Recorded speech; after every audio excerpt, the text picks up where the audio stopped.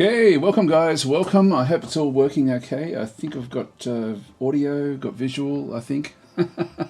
How you all going? Welcome, my name is Daz Tactic. We're going to be playing Distant Worlds 2, of course, and looking at the new DLC, which is just amazing actually. It's got so much in it.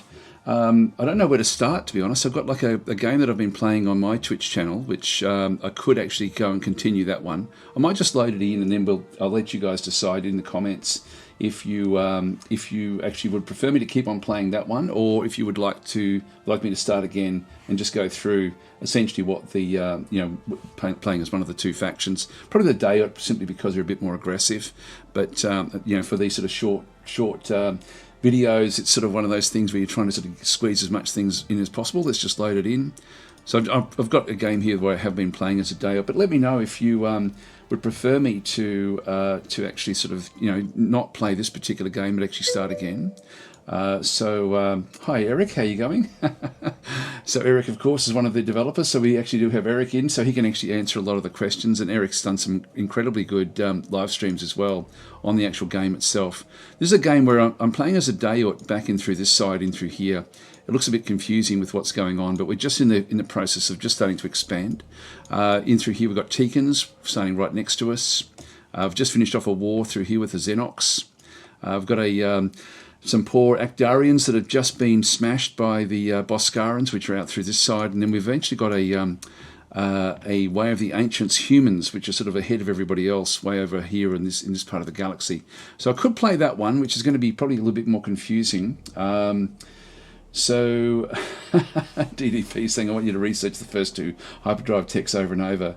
Restart would be fun, says your dog. Okay, look, let's do a restart. A few of you are saying restart. Yep, okay, no problem at all. Okay, so let's go back out and we'll go to the main menu. And what I will do though is I won't start on pre-warp. I'll start actually one tech in, I think, just so that we've got a little bit there. So if we just start a new game, I'll just keep the defaults back in through there. We'll make it on hard and restless. In through there. Restless is the default, I think, but I've just got that one on hard. I do like to have, actually I might just go only the next projects visible and random research paths. I do actually like these for myself, so I'll just go that way. Trank's saying hi, and hi to everybody else out there as well. Okay, so Beam Slam saying, hello Daz, I just wanted to know how the universe works, if you can explain it in a simple way. Basically, you've got private sector and public sector. The private sector looks after all of the mining, etc., and you just look after all the other things like the fleets. That's like a 5-second summary of how it all works. Anyway, when I get into the game, if there's any questions, I'll sort of answer them then. Okay, so pirates on default, colonization. I've just got that on default at this stage. Our race will play as the Dhayut, back in through this side. Which I'll go through these in-game rather than doing it here. It is interesting, actually, what they've got. And we'll go Surveillance Oligarchy, which is their unique government type, which is also quite interesting with what they actually do have. And I'll go level 1. Now, this is sort of like if you're playing the game is really designed to be starting on pre-warp, and you'll notice that when you've got young, like where you've got more than one colony, you end up where you can't go back to pre-warp. So if you just go back to starting, you then have pre-warp.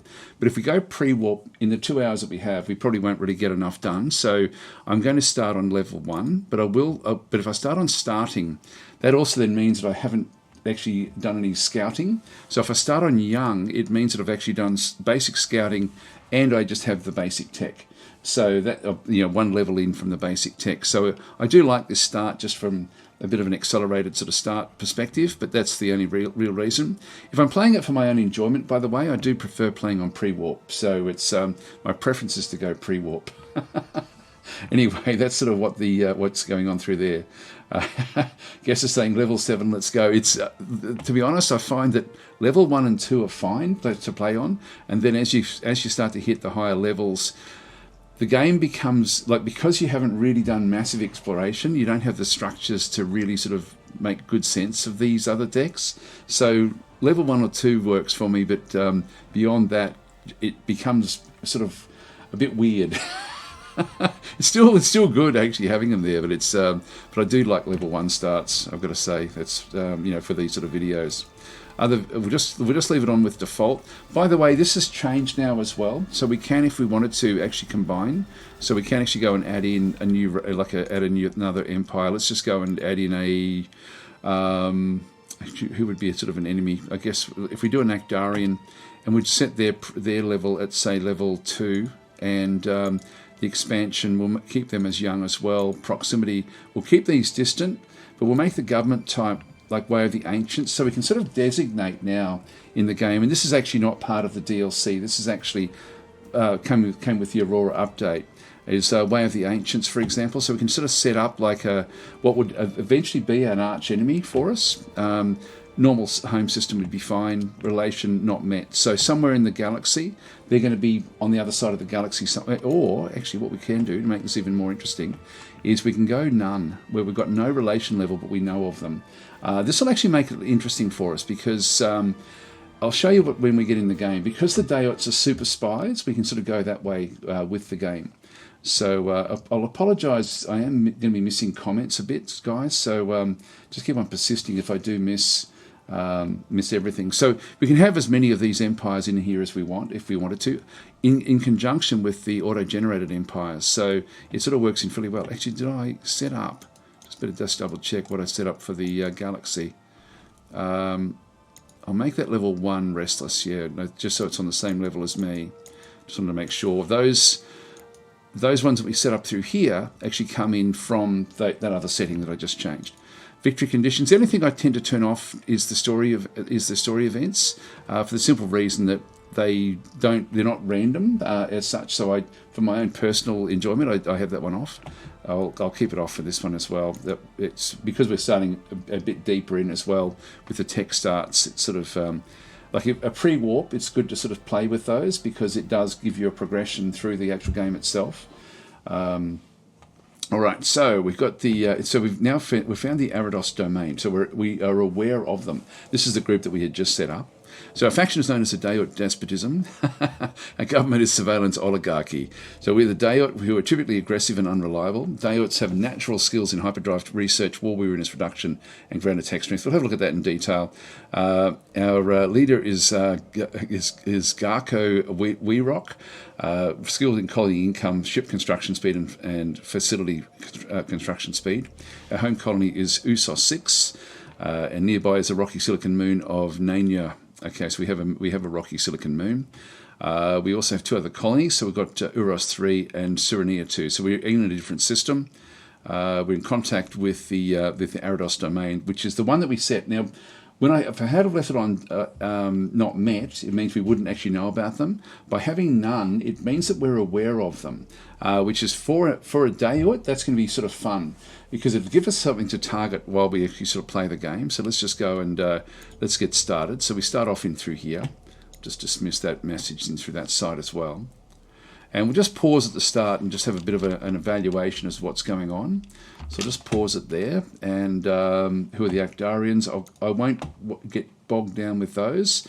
We have a new Supreme Leader. Okay, so the new Supreme Leader has come in. His colony happiness levels, he's not making anyone very happy. And population growth, which is a bad one for us, to be honest. He's labour-oriented, and the Dhayut already struggle with their with what they can actually do in population growth, so that's a bit of a problem. Colony income goes up, which is good, and ship construction speed also goes up, and facility construction speed. So that's actually what our leader is. So we'll just leave that one where that is. So this is Usos 6, which is our capital. Well, what we'll notice in through here, because we started off in that young start, we end up knowing basic things. So we've actually now got at least 5 everywhere around the place. Now, a lot of these will, if they've got the 5 there, it means that there's more hidden things at these locations, if these are yellow like this. And so we've got 5 surveying, essentially, at these different locations. As we come back out, we'll also then notice that with the young start, we also then know basic things around our proximity. And in fact, there's a pirate base over there. The secluded rest, we don't know who they are just yet. They haven't met us. And so you don't get this with the starting start. You don't actually get to sort of see this little collection. And this can be, it just accelerates your start, which I quite like. So for me, that's just a way of, with these sort of videos, where at least we're sort of getting going. So we'll get rid of the message about the leader. We'll just go back in. One thing I do like to do in these is just go across, go to policies at the very, very start, and just go and set it to default, and then just go and change the policies that I want to change. At the start, the only policy I want to change is I want to control my own fleets. And so I'm just going to go down to the bottom of this list, the bottom 3, just set them to manual. So I'm just going to do that so that we're a fleet formation, fleet postures, and fleet ship management have all been now sort of put over to our side. As the game progresses, I will then chop and change these a little bit as well. So that's, for me, is just sort of the way I do tend to start the game. Actually, if you are very, very new to the game, leave them on automatic and let the game sort of run it a little bit. Where it can get a bit, if you are wanting to control the fleets though, just be aware that you may need to change that once you get started.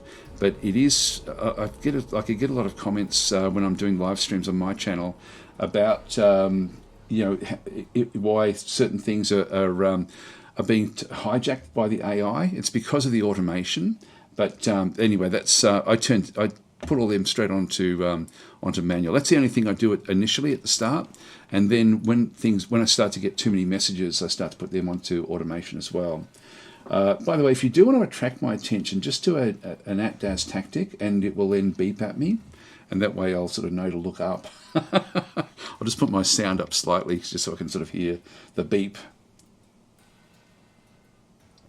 All right, so let's have a quick look and see who we actually are, and we can then just go through the bits and pieces.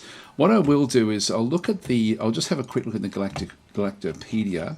By the way, this is a great resource if you're trying to sort of figure things out in the game, so would suggest that you have a look at that one. Have a quick look at the alien races, and we will just have a quick look at the Dhayuts. So, large, powerful arachnid race. Dhayuts have massive distended heads and prominent red splotches and large orange-yellow eyes. Now, whenever you describe these, people always then say, okay, so how can they be so good at spying? Like, how do their spies get into other planets? I think it's sort of like, it's almost like, I think there must be some sort of mind control that people just don't see them or something like this. They're sort of, they're on the ceiling, these massive spiders just doing whatever they're doing. Anyway, what they've got is they're very aggressive. This is sort of like their personality traits. So these are very aggressive sort of spy spiders. They're not all that cautious. Now, they're nowhere near as aggressive as the Boscara, but these are the second most aggressive. So the Boscara at plus 40, these are at basically plus 20, essentially. So they're right up there. And this, like in the caution, is sort of, it's almost like whether they're going to be taking risks or how risky they're likely to be. So this is it. Not so much if you're playing them, but if the AI is playing them, then these are the sorts of things that you can expect from them, where the caution will then sort of be thrown into. They're more likely to make rash decisions, but again, nothing like the Boscara. The Boscara are very, very flighty. They're also extremely unreliable. Again, the Boscara are worse. So the Dhayuts are sort of like a more balanced version of the Boscara in terms of their personality traits. One thing that they really differ badly with the Boscara is their reproduction rates, which is why, with our leader being already having a negative 5% overall, we only have like a 4% reproduction rate anyway. So this is going to then impact our growth. So we've got to then look at other things in the game to actually sort of try to make sure that our reproduction rate gets up there. This is the lowest of all the playable factions so far. So plus 4%. Every other faction is. Like the average is 6, for example, and the Boscara as a point of reference are 8, and I think the Tikans are up there as well at plus 7. So there's certain factions that really do expand very quickly, but we don't. So we hardly sort of grow at all. Migration tendency, this means that they're less likely to sort of want to be moving around to other planets, and the assimilation rate makes them difficult to assimilate if you do take them over, as if you're playing against them. They prefer desert savanna, rocky desert, sandy deserts. They also have these bonuses, so hyperdrive research, war weariness reduction of plus 15%, and ground attack strength of plus 10% in through there as well. Let's have a quick drink. Okay, so this is now new with the DLC, and which is really exciting because what will eventually happen, sort of retrospectively, the other races, the starting 7 races, will actually be fleshed out with these sorts of uniqueness as well. And so that will be coming over time. I don't know if Eric knows a time with that one through there. So actually, Eric's saying one of the problems with the Dhayut was when it comes to population growth is that they're too paranoid and end up eating each other from time to time. There we go. So that's the reason for the 4%, I guess. There's a few little weirdnesses about the Dhayuts actually, which is quite interesting. So anyway, these are special features. They've got like disinformation. Within the game, there's a deep cover mission, spy mission that anyone can do. The difference with the deep cover mission for the Dhayut is that it actually makes the target faction think more positively about them. So that's actually one thing that we've got in through there. The inspired conniving, whenever a difficult intelligence mission succeeds, provides a boost to all espionage missions against that faction for the next year. So this is actually pretty cool as well. So it means that, like, if you do something a bit tricky with your spies, you are then going to be sort of getting a little bit more ability to sort of do even more against them, which is really, really awesome. And this actually triggers a lot in the game, which is great. So it's actually a big feature. So it's it happens quite regularly if you are using a lot of spies. A unique leader trait is a slaver, so they can actually have plus 10% income from slavery policy. Unique leader trait, divide and rule, so they've actually got a plus 5% happiness. Unfortunately, we didn't get that one, not yet anyway. We may still pick up these. Then we have unique spy traits as well. We've got a careful weaver, who is basically great at stopping enemy spies from coming into your territory, and the unique spy trait of strikes from the shadow, which gives you an assassination boost. Now, the assassination, there is actually also, I'll talk about this when we get down to the bottom of it, but so I'll talk about the assassination. The Dhayuts are great assassins with their spies. They have all sorts of extra bonuses to help with that. Anyway, I'll talk about that in just a second. Next, we've got starting research. These are mainly if you're starting at tech level pre-warp or tech level 0 type things, where you do get some, like these are what you end up with. By the way, if you're playing the game at this point in time, there is a little bit of a problem. If you do start at tech level 0, you won't get any future techs if you're supposed to get them. That is, I think, a bug that Eric said that they were going to be fixing fairly soon. But that's actually just a very small thing. So I would suggest at the moment start on pre-warp rather than starting on tech level 0. You will actually end up with a lot of the factions, and particularly things like the Boscara, you're going to end up with a lot more tech than if you start at tech level 0 in terms of useful tech. So that's just a little tip at this point in time. Okay, so then we've got the Dhayut tech. They've got some amazing tech. It's almost OP, like it's almost overpowered the way it sort of does work. The velocity drive is on average 50% faster through hyperspace than anybody else, which means that you can jump ahead of, like if you have a group and then they run and you're not finished with them yet, you can just keep on, no, I'm not done, I'm going to jump ahead of you now and sort of bring them down that way. So it gives you the chance to zip around all over the galaxy, which is at much faster speeds than anybody else. And this is an incredibly good tech. Like it really is something that you want to be getting pretty early, actually. In fact, that is what we're doing the velocity drive up through here right now. So it starts off with this, like by going for that particular tech. When you do play as the Dhayuts at tech level 1, and so this is the we won't get it probably in this 2 hours, but we'll see how we go. Hopefully, we also have an enslavement control facility, and what this one does is it makes your slaves more docile and also gives you more income from slavery. So when you do start to sort of employ the slavery in the on certain worlds, you will then be able to get even more out of it than anybody else. This is unique. And then you have a terminal operations center. Now, actually, one thing I'm now kicking myself that I didn't actually turn on all of the tech.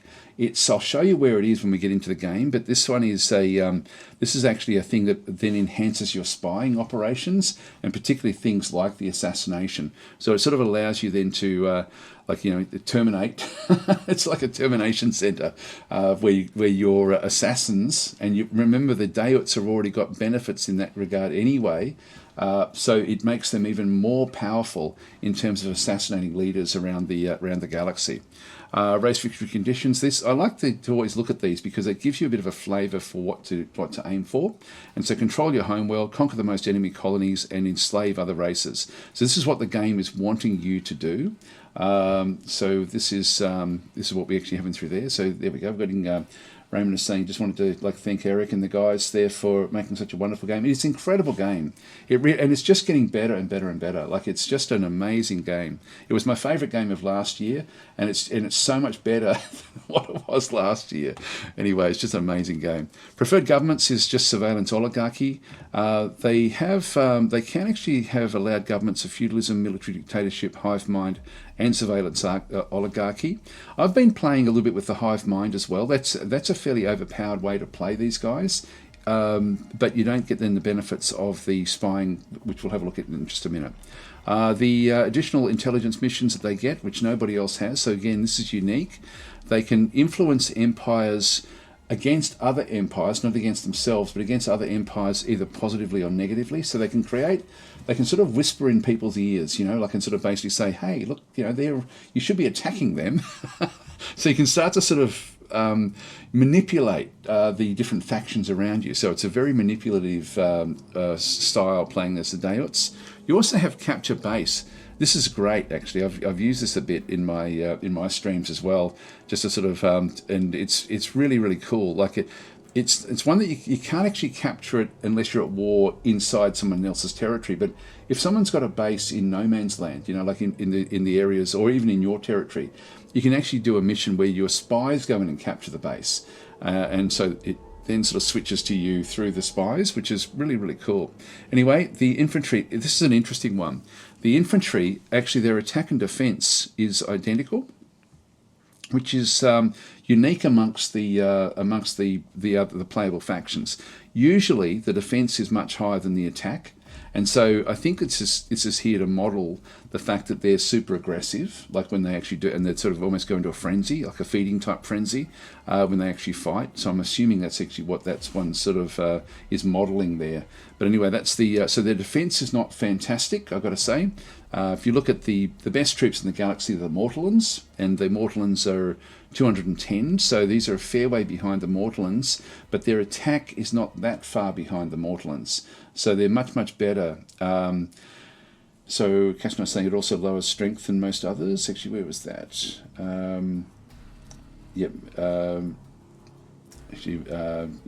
Cass is saying mercenaries always run away if they expect to lose. I'm not sure what that was in relation to. Sorry with all that. So anyway, they've got the mercenary brigade is what it's called. But these their attack and defence is identical, but they're not super strong.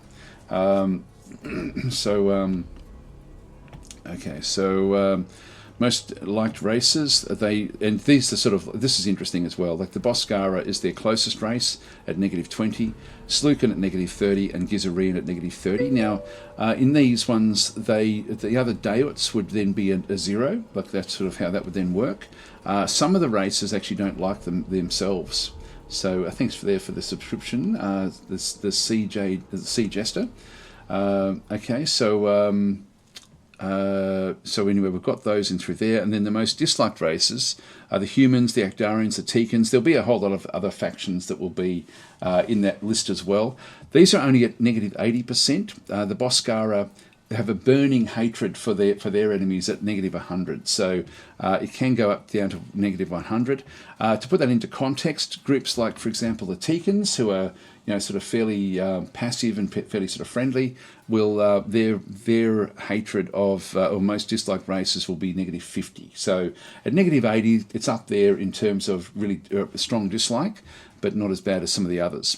Okay, so anyway, let's go across and look at the government type. I think the easiest way to do that is to click on this government tab. And so the surveillance oligarchy, what this one's going to do is going to give us war weariness reduction of +30, which means we can stay in the wars for a lot longer than most other factions. It might be interesting to compare this one to Hive Mind. Or maybe, maybe I'll just leave it where it is. I won't. Otherwise, it'll be too much to go through. Their espionage goes up by +5, which doesn't sound like a lot, but that's actually a fairly big boost to actually have for your espionage. It just means that your spies work that little bit better than without this. And this can make a big difference to actually have this plus 5%. Counter-espionage at plus 25 is just amazing. So if you basically have the counter-espionage sort of thing working and have like a spy back in counter-espionage, you're going to be finding spies and capturing spies all the time, which you can do all sorts of different things with them in that sort of sense. Sensor research as well goes up by plus 10. Colony happiness is -5, so that's actually another compounding negative that we actually have with that one. Troop recruitment rate goes up. Colony corruption reduction is good at plus 10. So that's this is actually really important for the Dhayut, and I'll show you why when we get started, because with our poor population growth, we have to find another way to actually try to get on top of that. This government type doesn't help. Actually, I will show you, if you do select Hive Mind, you'll notice that things, for example, like you get better colony corruption reduction back in through the Hive Mind, and you do get, where's our colony growth? The colony growth is flipped around, that plus 15. So so if you are starting a game, you may want to consider starting on Hive Mind and then flipping back to surveillance oligarchy. But I tend to have like a little thing in my head where I just don't actually, I don't tend to flick them around like that. So actually, I'll just move back out and just go back in again. So I tend to have like the house rule for myself of not changing governments if I can help it. Typical leader term is 60 years. So the fireman's saying, Daz went into it yesterday and he had some good ideas. In that game I was able to show the two different ways of assimilated and not assimilated groups for slavery. So it was good actually. Typical leader term, 60 years. The typical leader change method is coup d'etat. Now, there's different things, like if you're in a democracy in the game, like a republic or democracy or one of those sorts of groups, you have the typical leader term is much shorter, but the changeover is actually through an election, and that's actually a positive. You get like a plus 10 positive, for a short period of time, which just gives everyone a bit of a lift. Whereas with a coup d'etat that's actually going to be happening with these guys, it's 60 years, so it won't happen in the time that we're playing. But this is highly disruptive, and so that around when there's a coup d'etat, that's a time when if your planets are struggling, they're either going to look to start to rebel. Or the other thing that can happen is your money can dramatically drop, and that can have all sorts of roll-on effects as well. So anyway, all the leaders come from the spy network as well. So the leaders, when there is a coup d'etat, it'll be a spy that does it. Again, I just love the feel of this in the game. So startup situation. So this is research completed with this government type as well. So we get starting tech. This is why I'm suggesting play pre-warp at the moment if you are wanting these sorts of things. You do then get these as well from this tech. So you get the Dhayut ones and the tech ones as well. Additional intelligence missions, we've got internal stabilization. So this is another intelligence mission we can do with our spies. So reduces internal unrest from dissidents within your own empire. This is particularly useful in wartime when your war weariness is getting high. When successful, your empire will have a reduced war weariness and corruption for 2 years. So the lack of corruption is also on its own maybe worthwhile. I mean, just gauge for yourself when you're playing. Anyway, that's all we need to do. Oh, by the way, this is all of the different resources that we're going to be getting. So if you ever look at the colony happiness, this has gone down from -5 from the surveillance oligarchy government and -2 from the leader. So the happiness goes down. The population growth is only -5. That's from the leader. I thought that one had negative population. Oh, that's happiness. That's right. So that's okay. And nothing else there that really. Let's look at this war weariness reduction. So we're getting plus 15 from the Dhayut race and plus 30% from surveillance oligarchy. So we can stay in wars for an awfully long time. All right, that's basically the rundown of where we are. Now, the game is going to, because we've got most things automated, the only thing I haven't got automated is my ships. One thing I've been really liking doing with this start, actually, and I'll do this one here as well. I won't sort of spend too much time with this, but I'm going to design 3 ships, and we're going to make a fleet out of those 3 ships. This works fairly well that I've sort of found. So I'm just going to go across. I'm just going to go and edit the, I'm just going to do it, sort it by role. I'm going to use the heavy escort and the patrol escort to do different things. I'm going to put them onto manual, so we'll redesign both of those ships and the frigate as well. We'll put that onto manual. We'll just design all 3 ships. I'll do this one fairly quickly. What I'm going to be doing here is actually having different roles for each ship. Now, I'll just start with the UFA. We'll just go and edit this one, and we'll just call this one a rail patrol, which is what I've sort of been calling them in my other games. Rail patrol escort. So this is going to be a small ship. What these ships actually have is these have got very high speed and ship maneuvering at +30. So these are very, very quick, and so they can get in very, very fast. Now I'm sort of using these almost as a bit of a throwaway type weapon for the actual game itself. They do come in at 78. They've got a cruise speed of 78 and a sprint of 88, which means they can move incredibly quickly. Scroll down. They have targeting of +10% and countermeasures of +20% based on other things in the game itself. Like, you know, it may the hull doesn't give them very much, but this is not great. So what we're going to do is we're going to switch out I'm going to keep the rail guns on here, the medium rail guns. I'm going to keep the Sentinel. I'm going to ditch the short range sensor. We're going to throw in more countermeasures because we want survivability on these guys. So then we go, that's now gone up to +35, which is better. That means that basically a third of all shots coming against the ship will be will basically miss, and unless they've also then got targeting from coming back the other way. So like, it's a bit convoluted the way it sort of does work, but the higher we can get countermeasures on these small ships, the better. And so that's our that's these guys in through here. They've got the engine mounts all full. All of that is full. There's really not much else we can do. Just make doubly sure that we're actually okay with our energy, and also we've still got a bit of space on there as well. So that's actually fairly cool. But is there anything else we needed to do?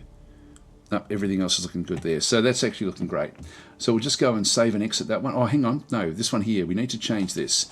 So I want to have aggression against weaker targets, and also against, I want aggressive against the stronger targets, because I want them to use the railgun as close as possible. The railgun, if we have a look at if we hover over the railguns, what you'll see through there, and I'm just using the damage per second. If you have a look at the damage, which is the third one down, it says 11. So every hit that we get is going to be a 11 damage at 7.2 per second, and then the range of 880. But if we do it at maximum range, it almost halves the chance of actually getting a shot. So the actual damage at max range, even though it hasn't changed much, it means you miss more. And so essentially we want to be firing in as close as possible, even against things that are outgunning us, and most things will actually outgun us with this particular ship. So this is going to be our throwaway ship. This is going to be the one that we go in. It's going to retreat. Now I want them to retreat a little bit. I want them a bit more safe. So when shields are below 20% and armor below 50%, get out of the fight. So that will be what they then do. Invade. I'll keep them as pickets, so they're going to be sort of a little bit. Now, the game will flick the where they want to have them in the game will redefine where they go anyway. So I won't really worry about that one. But the idea of these is to be in front of the fleet and start to do the damage, take up a bit of damage from the enemy, get out of there, and before the bigger ships arrive. So we'll save and exit that one. Oh, by the way, we want this one to go into the same. We want it to upgrade to the latest design for the same hull being the patrol escort. So that's it there. We're just going to save and exit. And so if I just go back and have another edit of that one, it now is going to say the rail, it's going to now be latest design for the hull rail patrol escort is what it is. That's not a problem. Save and exit for that one. We'll just quickly do the heavy escort as well. And the heavy escort is, and I remember that we had a cruise speed of 78. So if we just go back in here, this one here has got like a couple of extra beams on them and a railgun. Let's ditch the railgun out of there. It's only got capacity for 2 engine mounts in through that side, so we can't make it any faster. This one comes in with a whole lot of extra stuff. Eric's saying, have some tea. We'll just actually get a glass of water if you don't mind.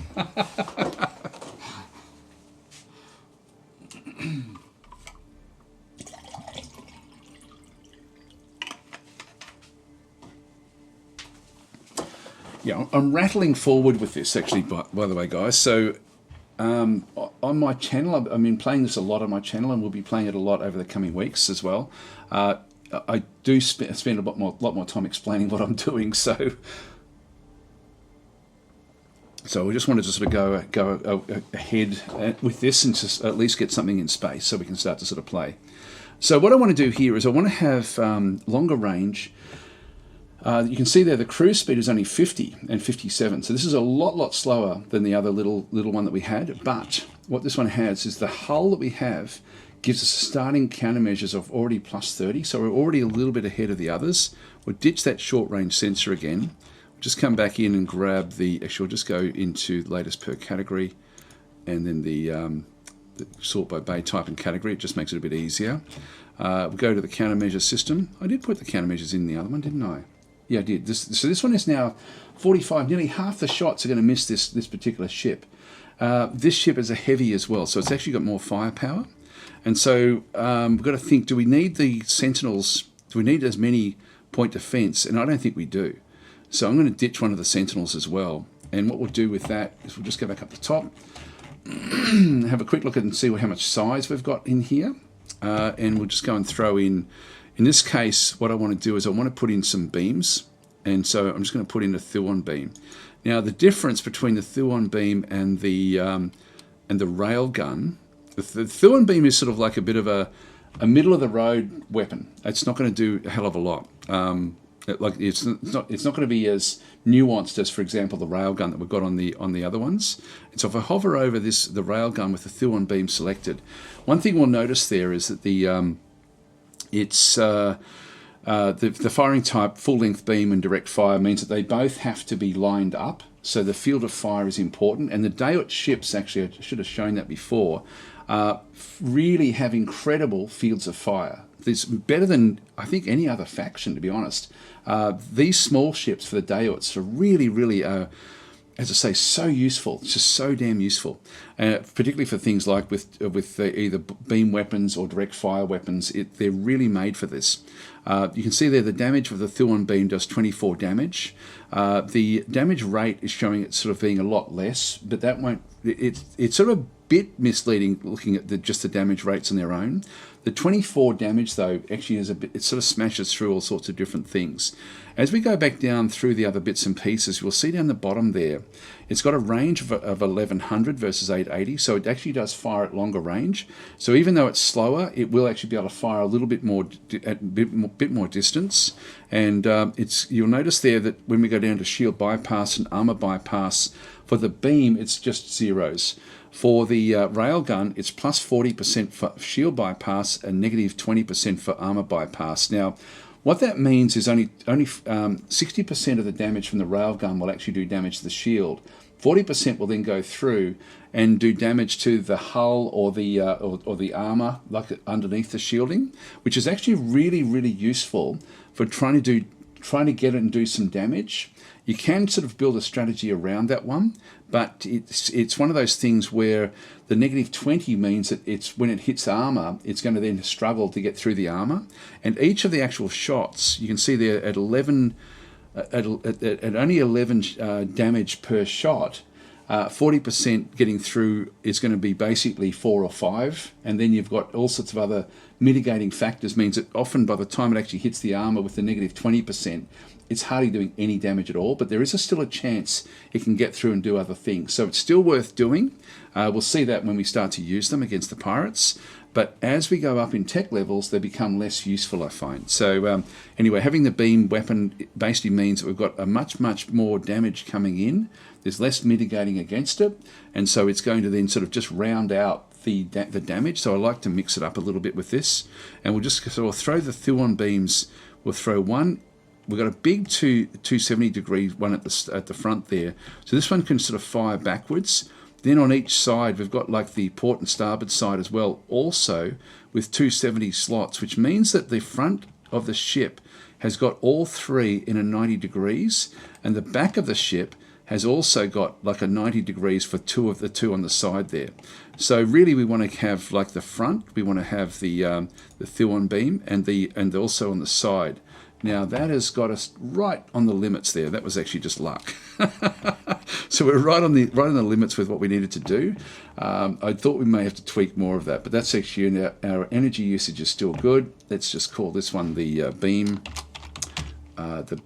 heavy escort, and we'll save and exit that one. So we've now got two different style of escorts, and we'll just go now to the frigate, and we'll make the frigate into like a torpedo frigate. So I'm just going to go across, edit this one. And so the frigate design looks great. God, these are good looking ships. And so this one also, when we have a look at it, this has got a front facing weapon at 270. It's got the two port and starboard main mounts there at 270 as well. Plus it then has, actually it's only got defences there. Sorry, it's only got the 3. That's right. No, it's got 4. Where's the 4th one? Oh, it's got a 360 on top. And so again, this 360 has to be used for point defense. That's really, really cool. So we still actually have almost the same sort of style of things as the other ship. This one's only got the 2 engines on it. It's going to be flying a little bit slower again at 52. So it's a very, very slow ship. It's going to be coming in at the same speed as the heavies. So what we'll do is we'll keep the Sentinel up there. Let's get rid of the concussion missile, and we'll get rid of the railgun. And we'll also we've got now 2 slots down the bottom in here. What I need to sort of have one ship that's going to be at least able to look at the enemy ships, because at the moment we've got we've really only got the basically the others have replaced their scanners with countermeasure systems. So I still want to have a countermeasure system on here, so I'll throw one of them on board. But I also now want to have, instead of having the short range sensor array, which doesn't give me any real big combat benefits, I want to put the trace scanner in, and this will then give me a little bit of extra targeting in through here as well. So we get the targeting with the trace scanner. It allows us to see the ships when we're close enough. That's all we need to do. So let's go and throw that in there. So we've now got we've still got the 3 slots in through there, and the reason that I'm going for the torpedo rather than just going with the where is it, the concussion missile. These are both seeking weapons, the torpedo and the concussion missile. Actually, I did screw up the last one. I'll have to go back and just edit the heavy. But the concussion missile is size 38. And so that's actually hard for me to squeeze it on these small ships. If I go back up to my sizing, I've got 60 left to spend. And you'll see that I can put 2 of these medium Epsilon torpedoes on, or one of these, basically. So I'm bang for buck. I'm going to put the Epsilon torpedo on. These actually do dissipate over time. So we need to get in close again, like the railguns. But these are really, really cool weapons. So throw one in the front there. Now I can put either one more here, or just for the aesthetics, what I can do is just go and get 2 smalls. Now the only difference between a medium and a small Epsilon torpedo, and for most things actually, is just the a number of essentially the number of turrets that are used on the weapon mount. And so the medium has got like a double turret, whereas the single has just got like a single. So I can actually sort of go and place. There's very little else. Everything is just literally halved, because it's only half as many shots going out. So we just put singles on both sides, and then we can sort of, if we need to in the future, we can then just go and change that. That takes us right to the limits, back in through there. We do have an empty slot in through that side as well. I think I'll just leave it. Now we've only got 2 fuel cells. That's very low, actually. Let's ditch let's dip one of the, get rid of that one through there. We'll throw in another fuel slot, because I think the fuel is going to be more important. So in that case, we actually now have gone back down. So I'm just making this very, very quickly. We've now going to have 5 left over, I think. Yep, so we've got 5. That'll be okay with what we actually have there. That'll do us, I think. So that's this one done. Now we need to go aggressive again. We'll do the 2050. I do like this one.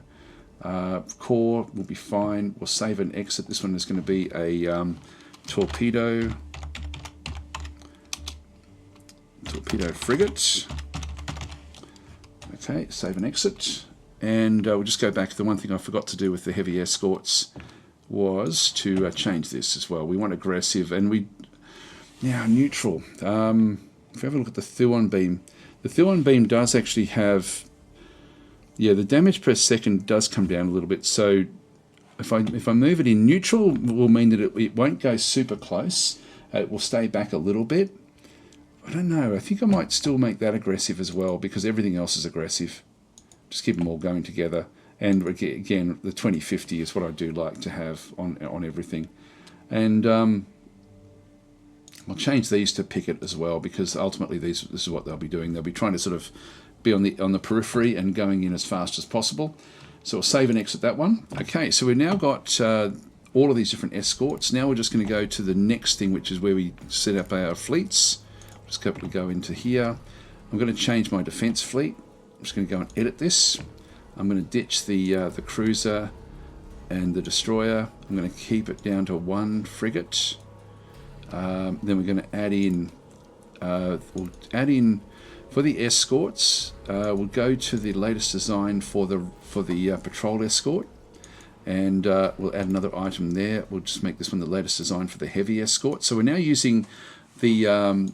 I'll just do this one, the latest hull for the frigate, just so we've actually got the ones that we've just designated. So we're going to have a fleet at the moment of 1 of each of the ships. What we want to do is we want to have probably 3 of these patrol escorts and maybe 2 of these other escorts. So just a small 6-ship fleet, which will be fairly powerful. So we'll just go across. We're going to have fleet engagement range. I'm going to change this one down to sector range, I think, or even same system. Maybe same system as at the start. Now, ships reassign positions within the fleet as needed. This is something where they will then change from picket to core, depending on what they need to do. That's okay, we'll leave that without. By the way, the tooltips are everywhere now as well. So when you're sort of doing things, you can actually sort of go and figure out what things actually mean just by hovering over, which is great. So that sort of works in very, very well. There's been so many additions to the game lately. Sorry I'm missing so many of the comments, guys. But anyway, it looks like Eric's answering most things.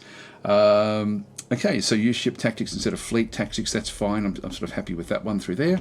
That's done. So our defense fleet, now we can't ditch the defense fleet. So the first fleets that we actually end up having, these 4 are our core design, but we can keep on adding more different designs based on these and then tweak them to our own needs. I tend to find that you very rarely need more than these 4 anyway, maybe 1 more at some point in the game, but it does a great job. Now we need 25,000 to build this one with a maintenance of 1,200.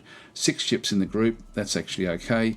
I'm going to be wanting 2 fleets of these as soon as I possibly can get them. The reason I sort of pause the game is just that the private sector can't spend all the money, or not all the money, but spend all the resources. So Eric is then saying, yeah, picket means the outer ring of ships in the fleet formation. Close escort is the inner ring, and core is the most protected ships in the middle. Yeah, so it's very, very, again, so there was a question there, what is picket role again? It just means that they're sort of more out in front, which again, for those expendable patrol escorts, which don't have the same degree of protection as the heavies, their whole idea is to get to the fight as fast as possible. So, and start to sort of do the damage and break through the shielding. So anyway, let's go with that one there. We'll just go and build a new fleet of these at the USOS 6 spaceport. So we'll go and do that. And so what that now has done is it's now designated those 6 ships to be built here at USOS 6. Now, we're now down to 12,000. I might still do the same one on the other one as well. I do want both fleets done. Just go Control 1 here. So hit the hotkey set for the first defense force. Now the reason I'm building 2 is because we actually have another system over here and I need to protect both systems. So I'll need to get a second defense force. So if we just go back across again, open up our fleet templates, click on defense, and we'll build the second one at Cernia 2, which is actually in the other system. So we do that. And it only built 2 ships because that's all we had, all we could afford. So we're down to 3,000. So we've got 2 ships there. When I start to get on top of things, I can then just start to top it up with this one here. So this is why it's great to use these templates. Let's just unpause the game. I will speed it up to 2 times speed. I don't like playing it more than 2 times. You miss a lot of stuff actually, which is really good. Actually, if I just go to fleets, if I press F. Yeah, and so I want to assign these. Absolutely want to get the Caslon supply under control. So just go Control 1 for the first fleet, and just go F again, which selects the second fleet, Control 2. So I now can just go to 1 or 2 to pick up the different fleets in the bottom here, depending on what they're doing. There goes our explorer ships off to sort of explore the galaxy. What they'll also then do, just to give a bit of context, is they're going to go to planets like Usos 4, for example. And so we've got like an explorer which is now sending away teams down onto, you can see the little away teams hopefully, sort of scooting past the ship, down into Usos 4. And so they're going to be doing a away team operations. Hang on, we'll just go through all of these. Okay, that one's done. We will we'll build the armor barracks. We want to get the troop cloning as well. We'll get that as well, built on the capital. Now it wants to build small construction ships and a small troop transport. I want the construction ships but not the transport. So yeah, I'd love to be able to have like a little tick box and say, yeah, that one but not that one. Anyway, that's so this is the advisor. Eventually these become a bit annoying, and so you can turn them off eventually, but initially I like to see what the AI would like to do, and you frigate back in through there. Anyway, what's happening here, just to explain, we've got unknown items are present, and we initially when we start at tech level 1 and at young, we end up with knowing level 5. So there's a lot of stuff in here that we don't know yet. Now there's polymer that we do know about, which is great. We need that one, desperately. But there's something else. Now it could be carbonite, could be all sorts of different things. So he's just going to stay there, sending these away teams down. And the away teams will take around about a bit over a minute, like about a minute and a half usually to sort of do it. And it's still got a minute to go on that one there. I'll just let that one sort of continue on through. Now you can see that our cash flow is positive, and we need to keep looking at that. This is very, very important for us, even though we've gone into the red over here. I'm now looking at this one. New spies appeared. Let's have a look and see who this is. So we now actually have Warson Herodos. And already he's come straight in, because we've got him on automatic. He's trying to steal research on basic diplomacy from the Akdarians, and so he's gone straight across. He's bounced in and thought, yep, I can go off and do that, because we've got all these extra spy aspects to what we can actually then go and do. These spies will then go off and actually, basically they've got like a good chance, 83% chance to start doing things. And so this is that other group. What I'll do is I'll wait for him to finish it. It's going to be like a year that he'll actually spend doing that. I won't stop him from doing that one, but when he does come back in, we might actually stop him from doing anything else.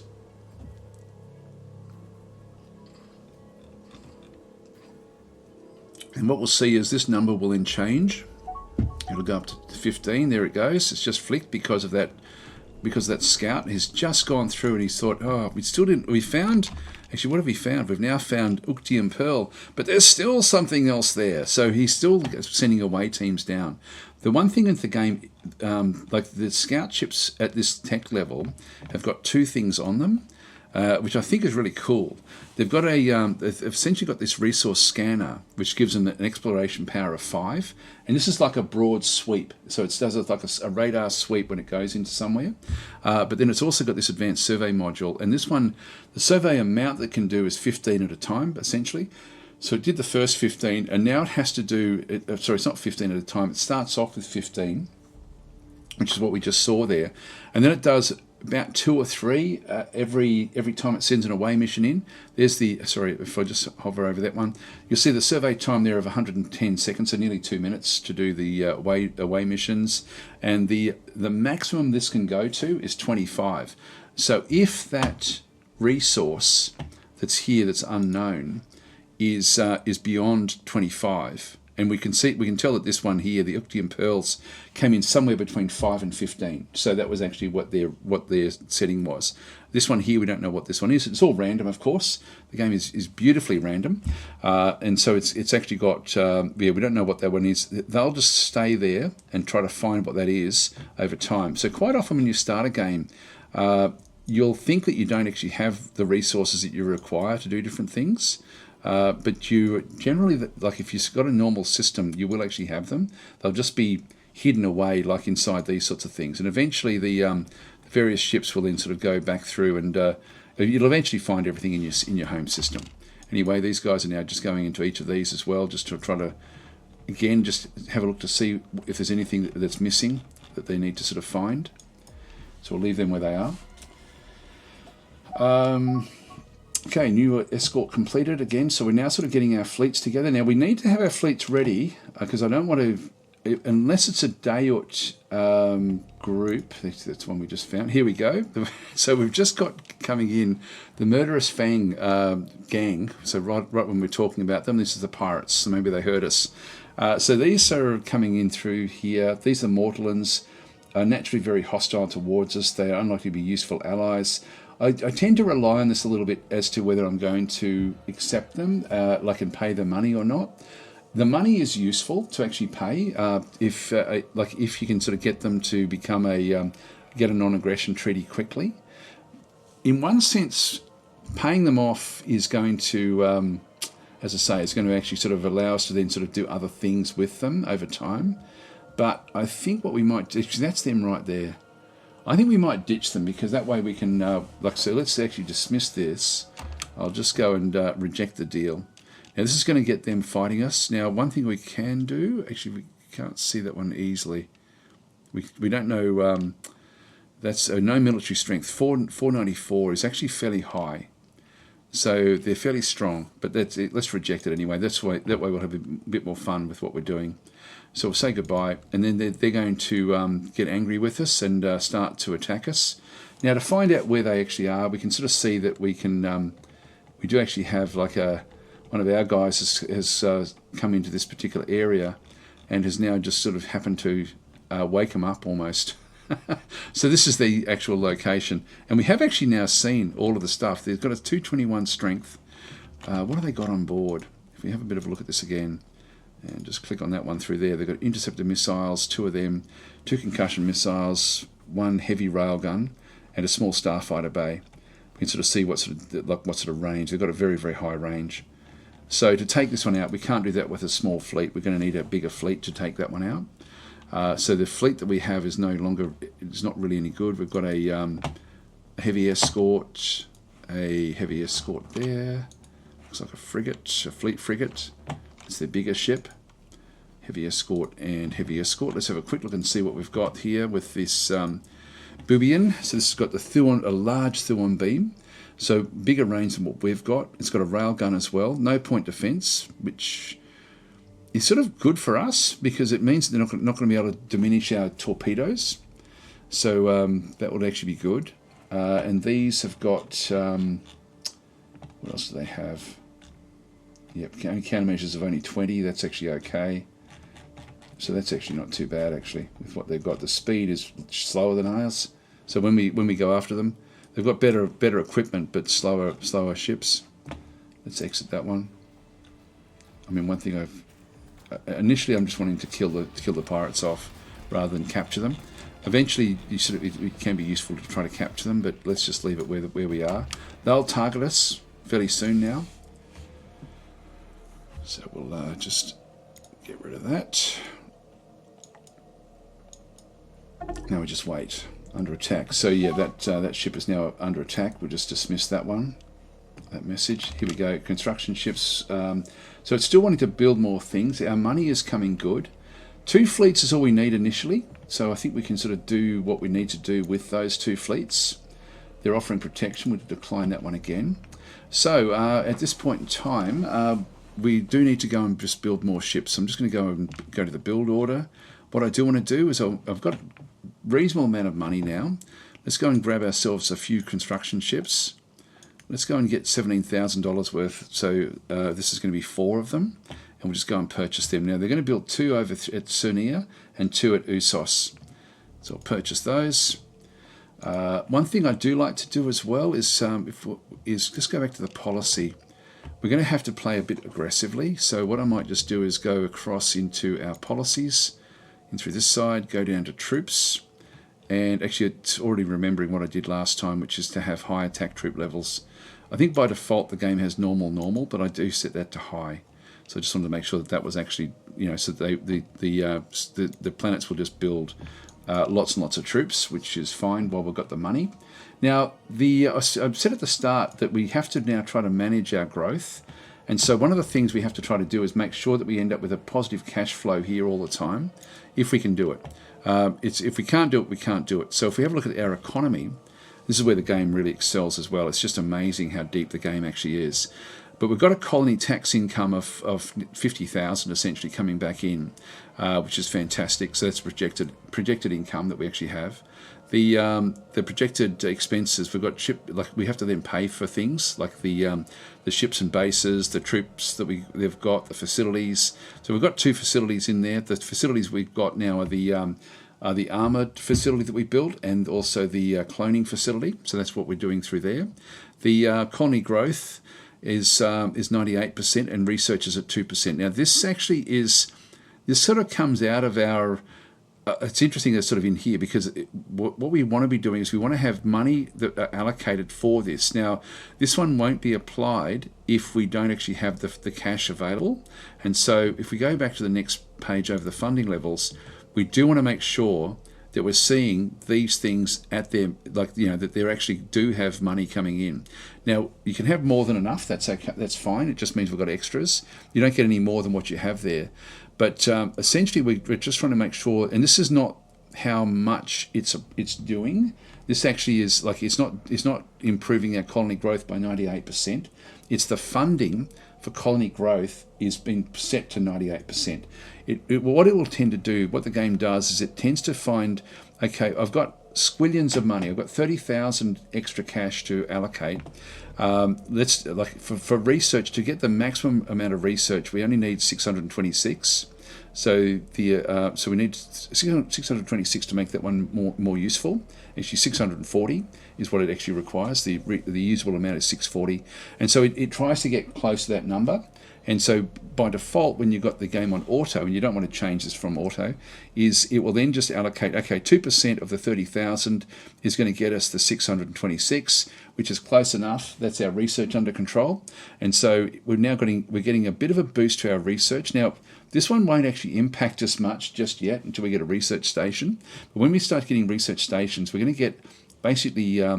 they'll operate at full strength, the research stations, if we have got money going in this way. And you can only do that if that number there is white instead of it being red. And then the rest of it, the 98%, because it's done the 2% income for there, then gets placed into there. We don't need much of it.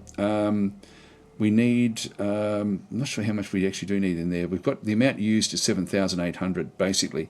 And so we've got a lot left over, and the leftovers then just keeps on accruing into our money back over here. So we're investing in colony growth, and this is important because it will actually then give us a growth level with that amount on our actual home worlds, or on all of our worlds actually. Just press tab so we sort of end up with the way of being able to sort of shuffle around. So if I go back into USOS 6 and have a look, we can see there at the moment the population is going at 2.6. So actually I'll go to the other world because the other world will sort of show, remember that we had a 4%. So we had a 4%, actually we do actually have Dhayuts in here. And it's funny, the Dhayuts, so notice that the Dhayuts do tend to like ocean worlds, even though they're not supposed to. Anyway, this is a quality 100. Actually, this is fine. The quality is 100. For Dhayuts, it's a plus 50. So it's a very, very nice world for us. We are building different troops at the moment. And we'll see there see how the population growth there is 7.5.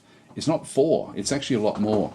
And it doesn't have the negatives that we had as well, like that -7 or whatever it was that we actually had from our empire. It's not the 3 point, what would that be, like 3.8 or something like that. It's actually 7.5. So we're getting a big, big boost to our growth because of the extra money. So the money is very important that we actually keep that in the white. So if you are playing the game, just be aware of that. Don't go crazy with your spending.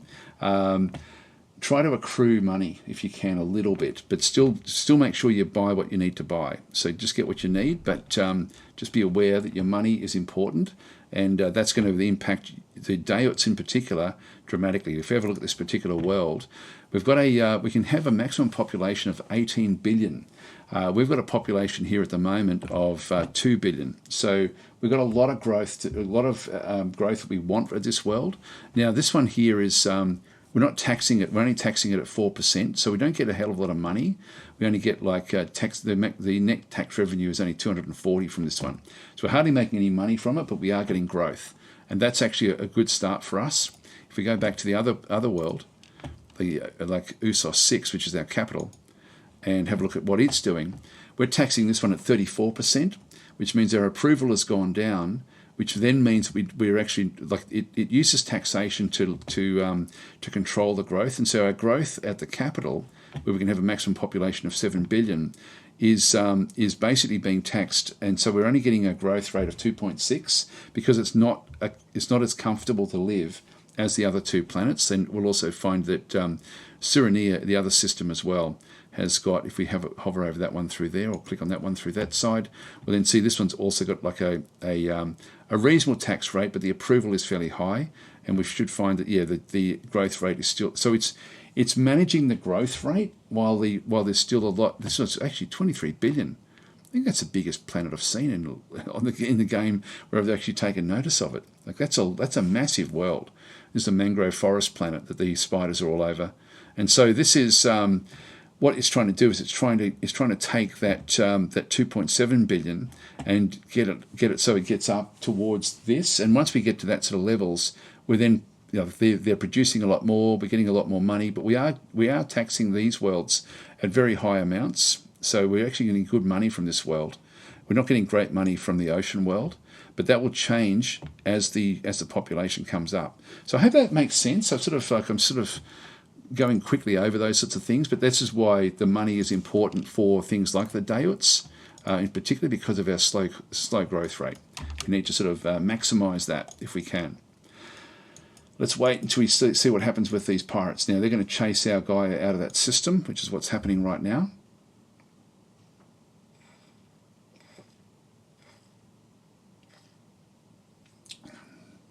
Beamslam saying, why are you talking just as my bank advisor does? So anyway, and let's let it go. Hang on, we got a new escort. This is good. We need all this stuff before the pirates arrive. Discovery at Dark Snare. We've discovered hidden items at Dark Snare in the Dark Snare system. Great. Okay, so now what's happened here is we've now found our first potential spot for a research station. So I don't think we've got any others, so we'll dismiss that one, but we'll then just go and fix this one. It still wants more construction ships. We'll decline that one. One thing we do need to do is go back to our second fleet. I forgot to do this. We need to top this one up with ships. We now have money, so let's go and do that. We've got 2 more ships. We're down to 350. So we'll just keep on building this one up over here as well. Now, the Dark Snare, this is going to be a black hole, and if we just go and click on the black hole, actually we can't. Oh, we can't afford to build it. Damn it! I forgot about that. This is I need. What do I need to build that one? I need 8,000 credits. So we'll save up for that one, but I do need to protect against the pirates initially anyway. So we'll sort of allow these to come in. Now we don't know anything else that's going on. I'm going to let that spy just do his first spying mission, and then we'll see how good he is. We should get a lot more spies over time as well. So the fireman's saying sometimes the dotted lines don't make sense. What's the logic? It's just a connector, usually between starports is sort of what it tends to do, and then from starports it then tends to go off to, and starports going to be built at your planets typically. It then goes off to colonies. But I know what you mean. Sometimes it'll go into weird shapes if it's long distance. New escort completed. Okay, that one's done. And then we've now got a passenger ship under attack. So the passenger ship Library Relic is now under attack. So let's have a look and see. Let's make this one go down to slower speed. Somewhere, yeah, here we go. Look at this. We've got the pirate ships are now coming in. They're all over us. They've come in a big way. Now they're trying to raid the USOS 6 spaceport. So let's have a look and see what's going on here. We now have enough information to know what they're up to and what their target actually is. So what we have to be careful of here, if we have a look at our planet, you can see we've got resource shortages here of 6, and so we have to be careful that they don't raid us, because particularly if we're struggling with certain resources, like for example steel often is one that we need. fairly desperately, and Caslon is also something that we need. If they raid our planet, at this point in time, our planet has only got 1 and a bit of the mercenary brigades that have been built. And so these are a little way off being ready. And so we can't really protect ourselves against the pirates if they decide to raid the planet. But they're not. In this instance, I think all of them will have the same mission to actually go and try to raid the USOS 6 spaceport. I've got another one back over through here as well, another one over there. So all of their whole fleet has come in. Now this is actually one of their fleet frigates. We can sort of see the weapon ranges there of the different things that they've got. Now I have to also then start to figure out which way I want to go with this. I've also got another one there raiding the actual area. So there's a heap of them coming in. There's only one fleet frigate. The others have all got, these have all just got the rail guns. They're going to, actually they don't even have, none of them have got point defense. Oh, these do. So these guys have got the point defense. This guy here doesn't. Okay, what I think we might do is I think we might take this guy out first. This is their bigger ship. So again, it's trying to raid that particular location. So we'll just go through now. I can just let the game do its thing. And what will happen is these guys will then go and start to, they'll pick up one of the targets and go off and do it. But this is my first fleet. So if I go and grab number 1, now this one's under construction for the other fleet. I've only got 4. And one of them's just coming out of the spaceport. So they've actually hit us when we're not really ready. If we go to these, we'll have a look. These ones, the shielding is coming up. Just go back. This one here, shielding is even worse. This one's just the one that's just come out. Shielding is just coming up now, which means that we're not really in a position. This one is actually at full strength, ready to go. We've got one ship. Now, the pirates always start with at least one tech ahead of you, and so we can't do this. So we're just going to have to let the spaceport do its thing, or we can actually let the spaceport be part of our fleet for a little while, sort of. They do actually have 2 interceptors and 2 bombers. The small spaceport does actually have an ion cannon, which will disable different ships, an intimidated surge blast, which will do damage, like area damage, and concussion missiles, and a railgun. So I think what we'll do is we'll actually kite away with our fleet until there's something we can actually go and pick on. So maybe we head out this way initially and then let the spaceport look after itself for a little while, and then we'll just use our fleet to pick and choose, only because of this problem with the shielding. So what's actually happened, to try to explain again if you're sort of new to the game, everything in the game is modelled, which is fantastic. Like it's and I won't go into too much detail about how resources are all modelled and things like that, but you have to have resources at locations. But everything on the ships, like if we have a look at this particular rail escort, when we have a look at this guy, I think we'll see. So this is a rail escort. So yep, this is one of our little fast ones. We've got the shields are coming up at this point in time. So eventually we'll end up with the strong shields. We don't actually, but at the moment they're very, very poor. We do actually, and we have to sort of stop them, particularly with the pirates, because the pirates will actually put assault teams on our ships once the shielding drops. And so protecting our shields is vitally important. So I'll just get the first, and actually I was going to show that as well. If I just go back to this particular ship. So the fields of fire that we have is very important from here. So this one, as I say, does actually have like an angle at the front. When we start to play this one out, you'll sort of see what I mean. If we just go to the first, I'm going to move this one over, a little bit over to here. So I'm just going to move them into that location. Now there's already firing going on. Now once they've finished that aspect of it, they're going to go somewhere else. Now they're firing at other ships. So we've got like cargo shuttles that these guys are firing at as they come through. They're going to try to make their way around. But what I want to do initially is just buy myself some time. Just come across. Whoops. Now with these guys, if we have a bit of a look, they're still got the move order. Just keep on telling them to move around here. We just want to kite for a little while. Until this thing can actually sort of hit its straps a little bit. This will then want to go off and do an attack. Building ships, so it wants to build more construction ships. We'll allow that to happen. So we'll just keep on moving around under the shadow of the spaceport. Come on, move out of the way. Move out of the way. These guys are starting to now wanting to go off. Just wanting to escort the Dark Assault. Okay, let's have a look and see what's happening in through here. That one's taken no damage yet. No damage yet. These are still, I think that from the spaceport's perspective, we're still a little bit, they are actually in range, so they are now firing on certain things. We'll just watch and see what actually happens here. Just go back and tell them to move back into there.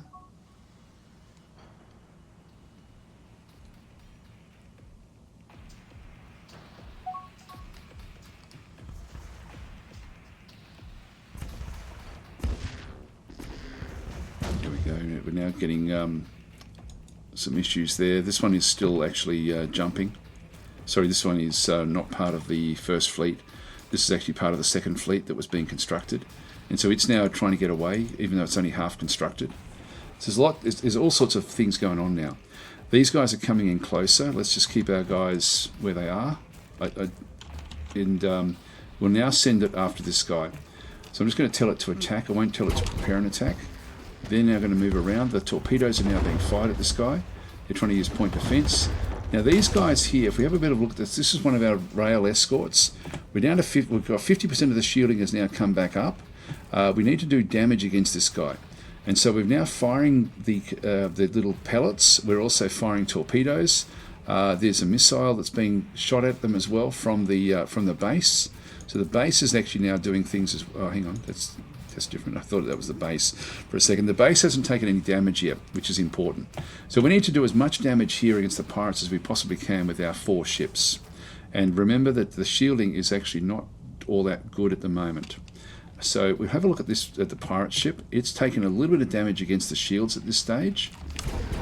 I might go down to half speed so we can see what's going on. Now, what's happening is the railgun is coming back in. So we're actually getting some hits with the rail weaponry. A few hits there, but we're not seeing much damage coming through yet to the actual hull itself. So the rail pellets aren't doing enough yet, but the shielding is coming down. This is why we need this combination of different things. We've got a rail. So 3 rail. We have the star base itself, plus we have the torpedoes. So the torpedoes will be useful because the torpedoes will actually do damage. They're not good against shields, but once we get the shield down, we'll be good. So this thing is... Oh, and there goes an iron cannon. Now the iron cannon has got a chance... There we go, look at this. We've actually now... Oh, no, that's the wrong one. There we go. Actually, it is the right one. So if that one's selected, we've actually been able to now smash through very, very quickly, destroy the shielding. It's trying to jump away now. And it's only got a small amount of armor left. And so with the combination of the torpedoes which have been hitting, these are the torpedoes back over here, this one here may still work. See the disabled column on the right hand side? It may fire up. Let's have a look and see. Nope, nothing but disabled. So it sort of managed to sort of avoid that. But it's trying to jump away now. We'll go back to our fleet. Our fleet has taken a bit of damage. Yes, we're taking a bit of damage on the armor, so we're going to have to repair that one up. At the moment, though, oh, sorry, that's the... Just go out of the way there. Which ones have taken damage? That one's okay. This one here is one that's taken damage. And so we do actually have one of our defences has taken damage, but we can repair it. Again, this is where we just need to do step by step while this is all happening. So we'll just go back to the first. We'll just keep on micromanaging. So the fields of fire are important. And are they going to jump? It's trying to jump. Now we're trying to sort of knock things out of it. Now all we've been able to destroy is one of its defences, but in this one here, the crew systems are down. The assault pod has been damaged as well, so that can still be repaired. The railgun is out, so that's been damaged. It's at 93% health, so it can come up together pretty quickly. That's at 83. The heavy armour has been destroyed. The Covidian shields are down. They've been damaged as well. Short range sensor is down. Not that that matters at all with this one through here. And so they've got multi-lock sensors as well, which gives them extra targeting. So what we're trying to do here is to stop it from jumping if we can do it. We may not have enough firepower here. I love how also the ships themselves, start to take on damage as you do things. What we want to be destroying here is there's the iron shield. That's why the iron damage didn't take any iron damage. It had good defense to stop that from happening. So we've got we need to get rid of either both reactors or the Jerex hyperdrive, one of those three. So it's either two of these or one of those. It can still be disabled as well, but it's not. So let's just keep on having a bit of a look. I think it'll get away. So we're smashing it. Notice also how our ship is now just sitting on the side of it, and we're using the broadside from the railgun. So if we have a look, the railgun is, if we sort of put it in the same angle, the railgun is on that side. So it's actually positioned itself to just travel with the other ship and pepper it with the railgun. And so this is what we want these ships to do. So it's using its broadside against the pirate ship. So that's sort of what's happening in through there. And smashing it with the railgun. And the railgun then has a chance to keep on doing more and more damage, and see if we can sort of then just do enough to stop it. One of the benefits of using the railgun is that there we go, we've just smashed the hyperdrive. The hyperdrive has just gone offline, so we've just damaged it. It's now at 91%. They need to use their damage control unit to repair this, to bring that one up. So it's sort of one of these things where so this is the you can play the game where you never even look at this stuff, where basically you don't even have to look at it, but I find it so engaging to sort of to watch what's going on. So they can still repair this. We'll just keep on peppering away. We're doing great damage here. This is actually we've now got other beams coming in, so some of our sentinel beams, some of the point defense beams don't have to be used for anything with point defense, and so they're being used here. Now, one of the good things about the railguns is that even though they don't do a hell of a lot of damage in themselves, they fire consistently. So once they get to this sort of point, the railguns are just going to rip this thing apart. The torpedoes have got like a much slower rate of fire, and so they'll still come in as well. But you can see our little swarm of ships, even though it's sort of struggling a bit here, is still actually, in terms of its shielding, is actually doing fairly well. This is the only one that sort of has taken any armor damage. But let's keep it going. So these torpedoes are missing. Bang, we've got one of them there. And it can't go anywhere now. So it's just basically stuck. And so we used to use these broadsides just to keep on doing more and more damage. And it's not really going to go anywhere now, so it's completely disabled. If we have a bit of a look, there's a lot of stuff that's now been destroyed. This is no longer a threat. Okay, so in fact, what's happened now? I think the pirates have left. They have left. I don't know where they went. I wasn't looking at the others. I was only really concerned about that particular fleet. There's that little escort there that has to. Actually, that one now is finished for the second, so it's moving across to there. So at least we've been able to dent what they were trying to do at the USS 6, and so we will finish this thing off. I've got none of my ships have got the ability to be able to take on and take over this particular ship, so we'll just blow it up. So they just continue firing away.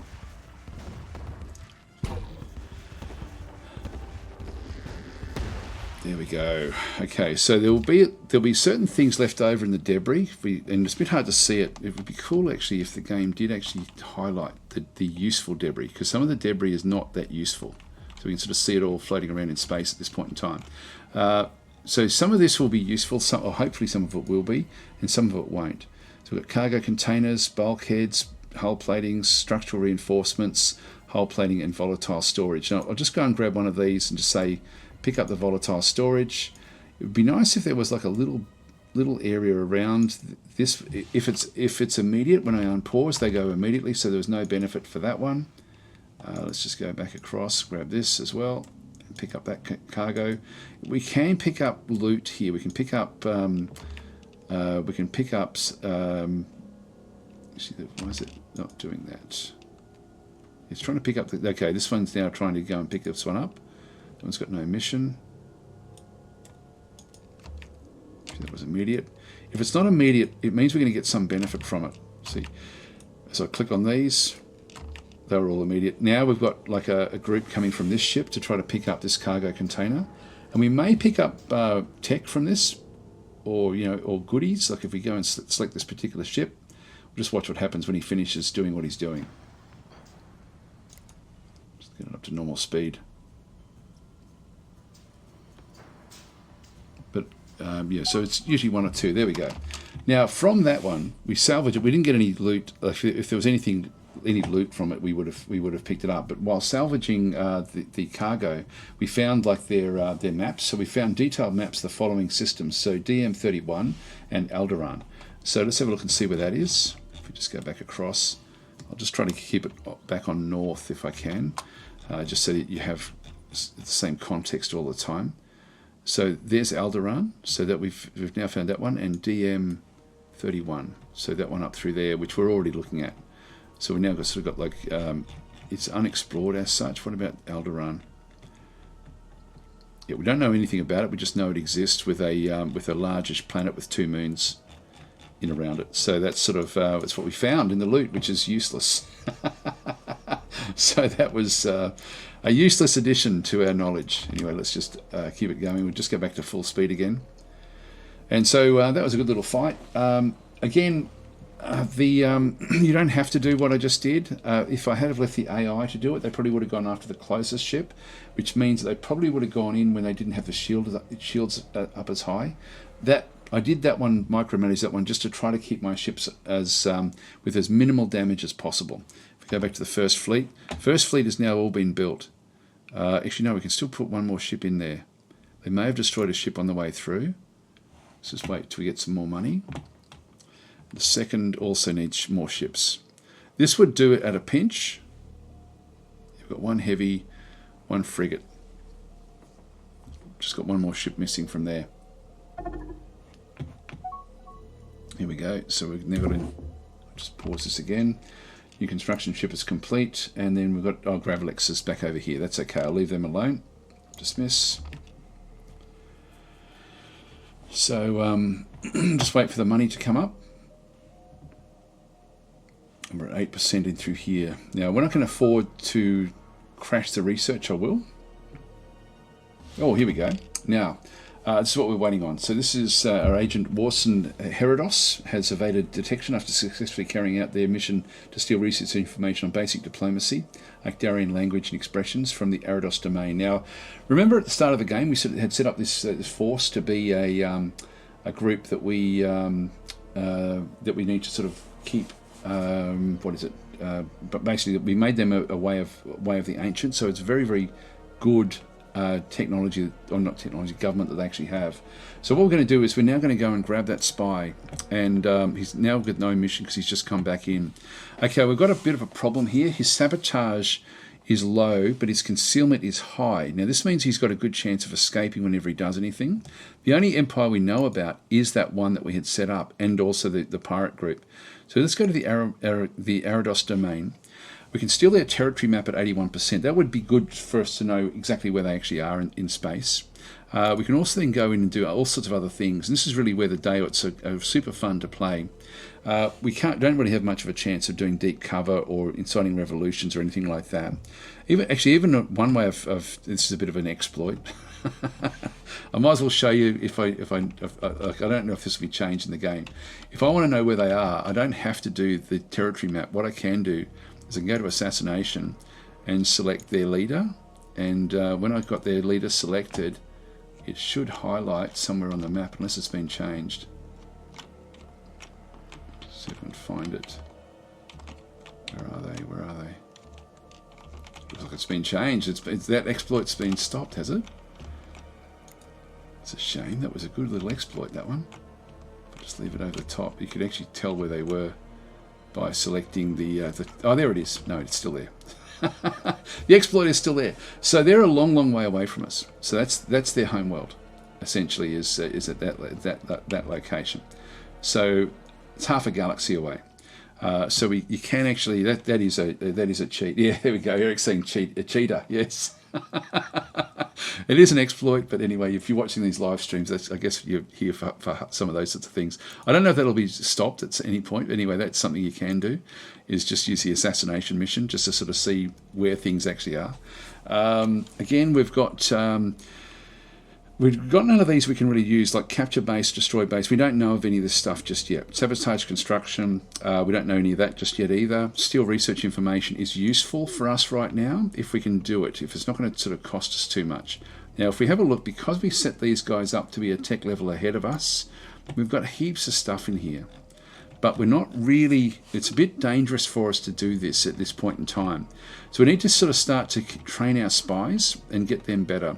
And so what we'll do is I can go back for more of these Actarian language and expression areas, which don't really do much for me. The thing I would like to do, if I can get it over 80%, what I'll do is I'll go for the instead of research information, I'll go with steal a territory map. Now technically we know where they are. They're right there, but we'll do this anyway. And so it's somewhat risky, but we'll assign the mission. And then we'll keep on going, and we should pick up more spies as we go. So, yep. So that's the end of that last mission. Oh, hang on. Did I tell it to go? Yeah, that's still in the territory. That's okay. You've got to remember to actually assign the mission when you do it. So we're slowly building up more and more troops on the like we've got them ordered, but it's only 2 that have actually been built on the homeworld. Now, the pirates are still out there all over the place doing different things. Oh, sorry, I've got it on pause.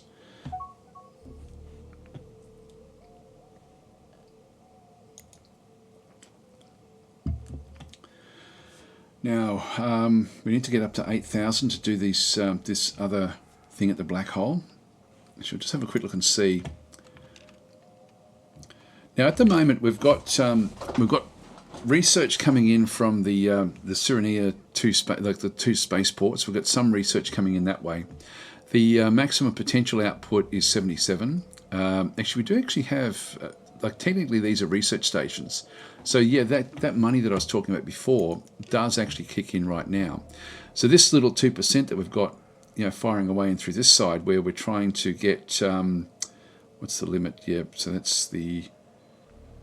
I think we've got enough. Yeah, we've certainly got enough there anyway. But we've got enough research because we've got this positive money, this positive cash flow. We are investing into this, and so with that one, we are getting the full research. Now, if we didn't have that, if we go back to research, you can see there it's got the 45 is coming from the colony population. You always get research from your population.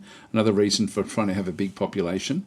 And also 32 at the moment from the research stations. Now, we've got 16 and 16 coming from the both spaceports. That's the maximum we can get from those 2 locations. And so we've got the full funding going in. If we didn't have that, they'd be only doing 50% of what their total actually is. So they'd be doing a total of 16. But at the moment, it's not very much. But as we get more and more research stations, and we've only got the one, that plus 8% weapons research. Now, it's great to get the plus 8%, but it's also great to get the big boost to our research. This is really important. So finding these early is essential, really. And we just need to now wait until we get the 8,000 credits. So we'll just wait for this to come up. You'll see that it goes up and down a little bit based on what's being spent on different things as well. Just let it come back up. So you don't have to rush the game. Also, another thing I've noticed, I've been watching a few different people play it as well, and they tend to try to get the colonies established as fast as possible. That can be a mistake. So here we go. We've got a resort base down there. We should have the research station. Yeah, actually it's wanting to do it. I'll assign the mission. It won't do it though, and I'll decline that mission. Actually, they did actually accept it. They will pay for it though. When it comes up with an advisor, we can actually sort of leave it there. Build. Okay, these missions here. Now, by the way, like we had to save up to pay for that one there. But when it's a mining station, and this has actually changed between Distant Worlds 1 and Distant Worlds 2, is that the mining stations are paid for by the private sector, which we don't control. This is very, very good. So definitely want to assign that mission. And really, I'm probably going to keep on assigning this more Caslon. That's our fuel source, so definitely want that one as well. And more steel. Great steel. You run out of steel very quickly in the game, so you want to get good steel mining at the start, and then and the other things, steel, Caslon, are probably the two resources you really do need desperately at the start. And then once you've got that under control, they tend to look after themselves. Like I don't know if you remember in Distant Worlds 1, often steel was a massive, massive problem. It's nowhere near as like that in Distant Worlds 2. It's a lot better than what it was. Yep, so Star Mage is saying Spider Tourist with 8 sunglasses and a swimsuit. There we go. That'd be good. Escort is under attack. So here we go. So we've now got another one where the guys are coming back in again. So we've got an escort, which is now, this is one of our little patrol escorts. This looks like the same one. The discarded Defiance has now come back in. We've got another one of these guys. The first Defence Force has now just taken it on itself, so we don't need to tell it what to do. It's got an attack of the Nexus. And this one is coming in to attack the discarded Defiance. We'll have a look at this one because this one's going to take damage. Now I'm doing it at double speed. Just chase it down, and it's gotten away. And this is where we have to sort of try to stop it. Now this has come back in. This is Usilos 3. Don't have much on there. What are these doing? Okay, they're trying to raid the planet. Now this is what we want to stop. We're not going to be able to do much of a job. So these guys have just come in to try to stop this. We'll just go for the first. Now they were a bit spasmodic in the way that they sort of had approached that one. Let's just go and attack this one. Now what we'll see through here, I'll just go back down to normal speed and we'll just play it out a little bit. Just missed that one. They may jump to it. I hope that they sort of do, but they may not. And if they don't, what we should find is that the fast guys should then sort of move out in front of the other ships. Should we need to go and get another ship there? We'll go and grab that. Yep, that's okay. So we're getting more attacks going in everywhere. So the pirates are hitting us again in a big way. Yep, just missed that one. So again, I want the rail guys to go out first and sort of weaken the target a little bit before the other ones do come back in. Now the second also needs to be topped back up as well. Got a new admiral that's arrived. So Dashak Arator.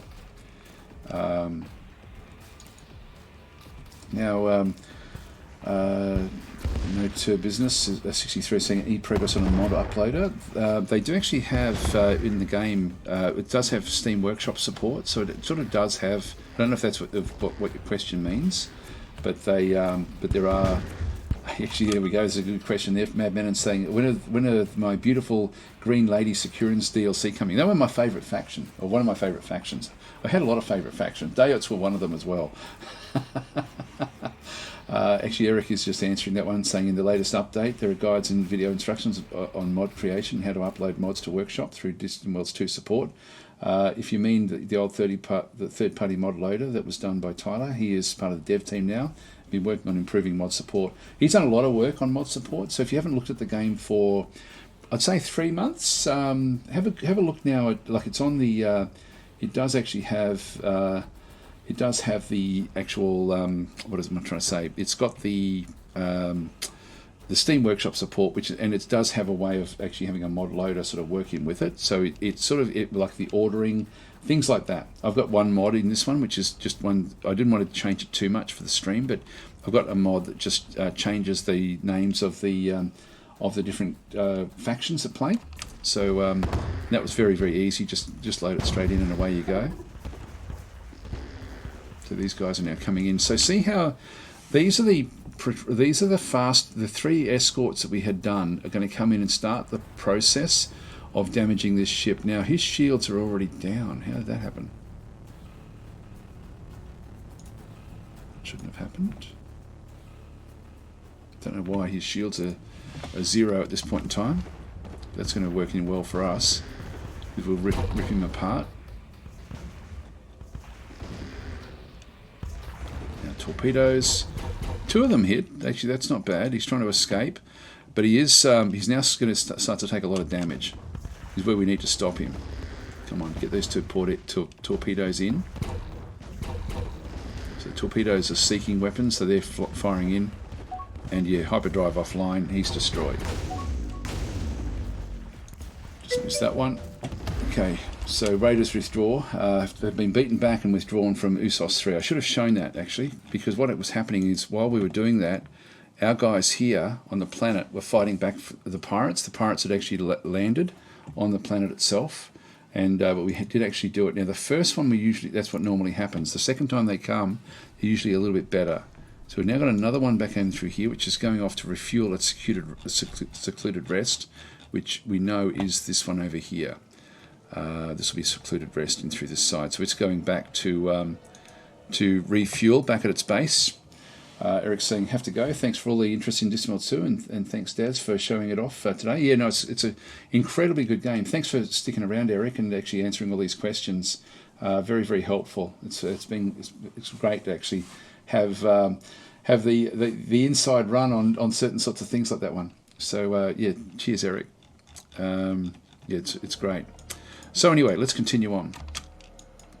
So we're in the early stages yet of this particular run. Now we're starting to now build that research station. So the research station is now under like it's coming into build.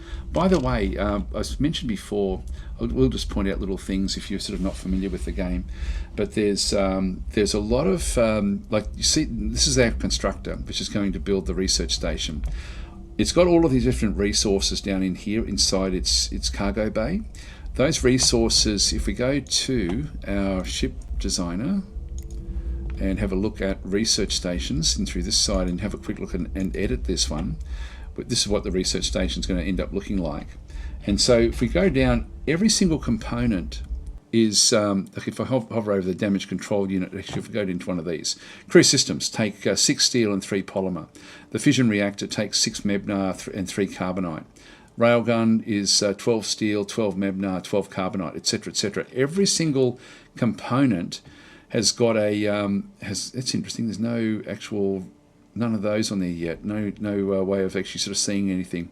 But that's okay. That'll come when we get the long range scanners. They'll put them on there as well. But everything costs resources, and so it can look confusing when you first start to play the game, where it looks like the resources are.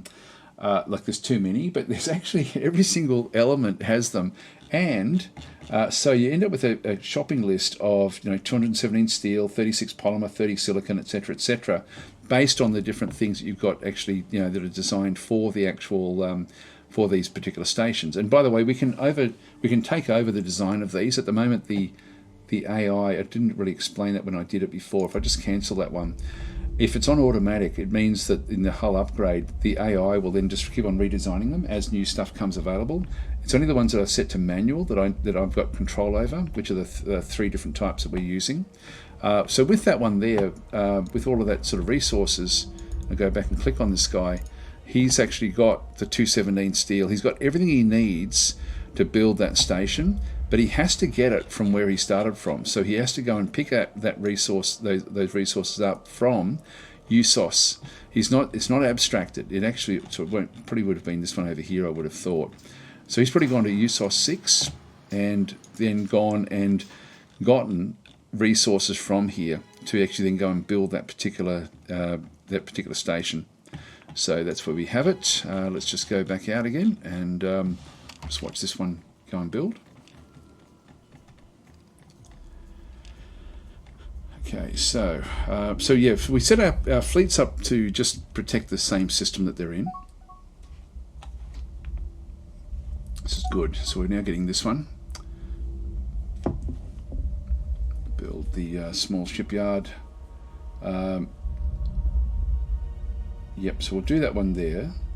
Actually, sorry, that's just another construction ship, which is what I want. So Valanos is saying, didn't do the specialist government for the spiders. Yes, I did. This is the this one does give us better better control over the spying. This particular government type. I've got a resort base now. I will actually allow this. I don't think we do. I don't think we get much benefit from. So yeah, we do have the surveillance oligarchy. If we have a look at down through here for tourism income, negative 10%. That's not too bad, actually. Not too bad. Yep, so we do actually have the tourism income. The surveillance oligarchy doesn't actually like that one. It doesn't like tourism. Now, it wants to build a lot of ships. We've got a fair few there right now. I'm going to decline that because I don't want to build all those. I want them in my fleets. Okay, so we're still building this fleet in through here. Got a bit of a tickle in the throat.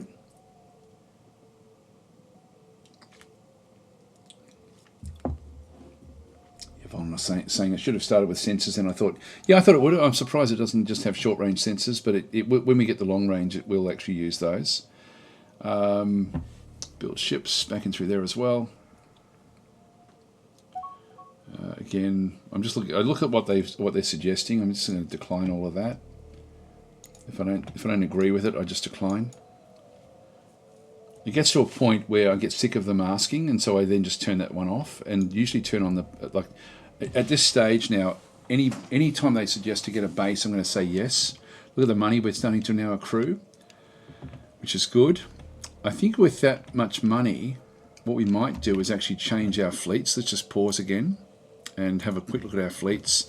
The defence fleets work well against the individual pirate ships, so they've destroyed a couple of pirate ships now, so that's actually working well. One we might do is actually now go and get an attack fleet, and let's take out the actual pirate base. So I've only got 10 minutes, so we'll do that. So I'm just going to go and edit this one. I'm going to ditch the. Actually, I'll keep 2 fuel tankers in there. We'll get rid of the carriers, get rid of the battleships, get rid of the cruisers. Get rid of the destroyers. We've only got frigates. Let's go and place, say, 4 of the frigates in there. Let's go and add an item. We'll go with escorts, and so we're going to go with the patrol. I'll make this one the frigate. So patrol escorts. Let's get, say, 6 there of those, and I'm just trying to think of what we would actually need to do this one. 6 will be okay, I think. And I'll put another 6 in as well. So just go and add another escort. This will be the escort of the heavy escort. And so this will be the latest design hull for heavy escort. And we'll put 6 of those in as well. So a fair bit bigger than what we've had so far with our... So we've got a fuel tanker to go and help.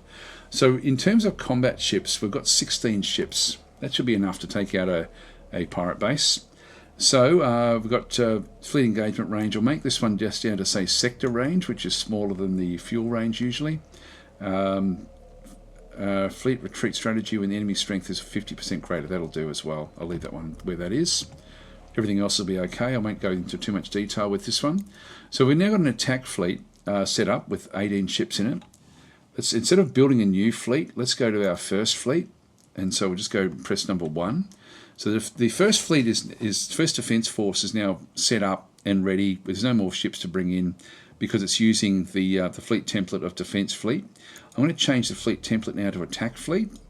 And so with that one there, we can now top it up with ships again. So let's go and do that. And now we have the frigates. Looks like we're still missing a couple of ships there. Yeah, so we're running out of money. Let's just wait for these to be built. And then once this is built, we'll then take it up against the pirates. So we're sort of essentially just using... we're just changing that template across from defense to attack. Now you can do all this manually. You don't have to do it this way. I just find it much easier. So build beam heavy escorts. No, decline that. I can just keep on adding the ships in there. Assign mission. Yep. Now what I might do is I might tell them to just do those bases by default. Okay, that one's fine as well. Just go back across into here, go to policy, and so down through this side we've got ship construction. I'm getting sick of them asking me, so I'm going to make that one manual, and base construction I'll make that one automatic, so that way they'll just go off and do it without actually asking. Dismiss that Artilus, we don't need to worry about that one. You do get used to sort of what's important to look at and what's not important. Okay, these are all, this is great actually, with all of these are under construction. Now we're going to have to wait a little bit of time. There's no one following me with any streams, I don't think, so I think I can just go a little bit further, a little bit over in my time. So we'll keep on playing for a little bit longer. Now, because I've got such positive cash flow, I know I can afford to do different things. So here we go. So we've now found an independent colony of Naxilians. If we invite it there, okay, so they're naturally very hostile towards us. Let's just go and see where they are. This is where they are, so displeased with us, we'll say goodbye. I think these were my least favourite faction in the original game. Okay, so here we go. We've actually now, we've done a lot of things here. So our agent has just come back in, so Worson has evaded detection after successfully carrying out the mission to steal the territory map of the Arados domain. So we'll just dismiss that one, and this is probably why we found all these different things. Now we've actually, that was considered a difficult one. We've now got inspired conniving. So successful espionage efforts have inspired our people to embrace our Dhayut values.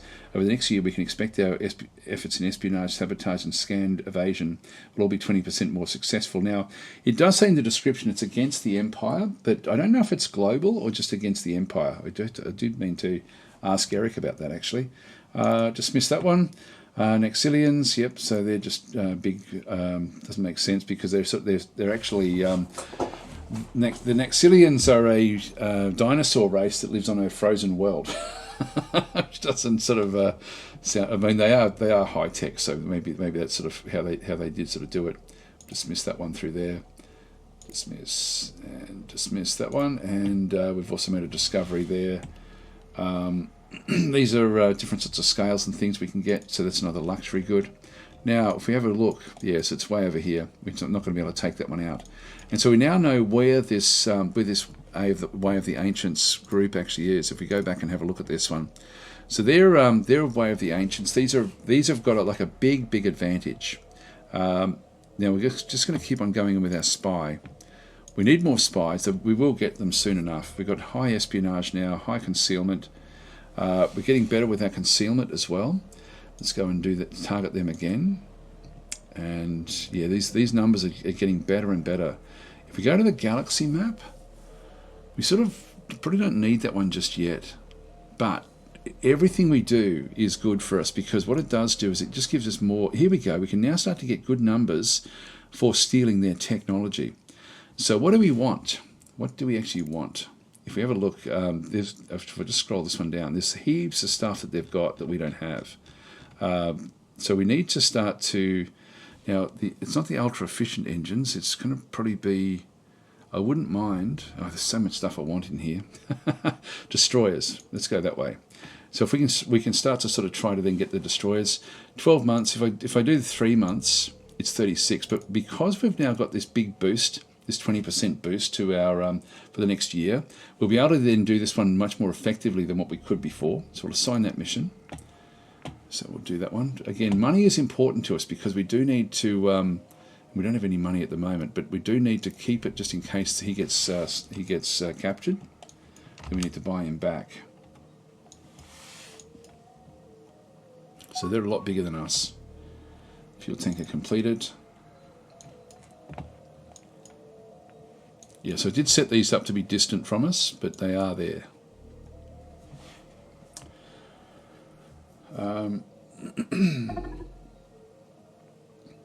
Okay, so Fenmore is saying, hey guys, just a FYI, I got my first crash in months after the update. Oh, there we go. That's, yeah, it's been very stable for me. Base raided. Okay, they failed to obtain any loot, so we're going to need to go out to them as well. But we'll wipe them out once we get all of these ships made up. So okay, Free Flyer saying I started getting crashes after the update. Also read somewhere to delete the game settings file. Oh yes, yeah, in the and also the start game setting file in the data folder. That did the trick for me. Yeah, so that's just in your Steam settings. If anyone wants me to show you how to do that, I can sort of I can do that in here as well. Just sing out if you want to sort of see the method of getting rid of those files. All those files do is just sort of change, it stops the game from remembering what your start settings were. It still keeps everything else where it actually is. Just missed that. Okay, so we've now got the new escorts coming as well. Fuel tanker is now there as well.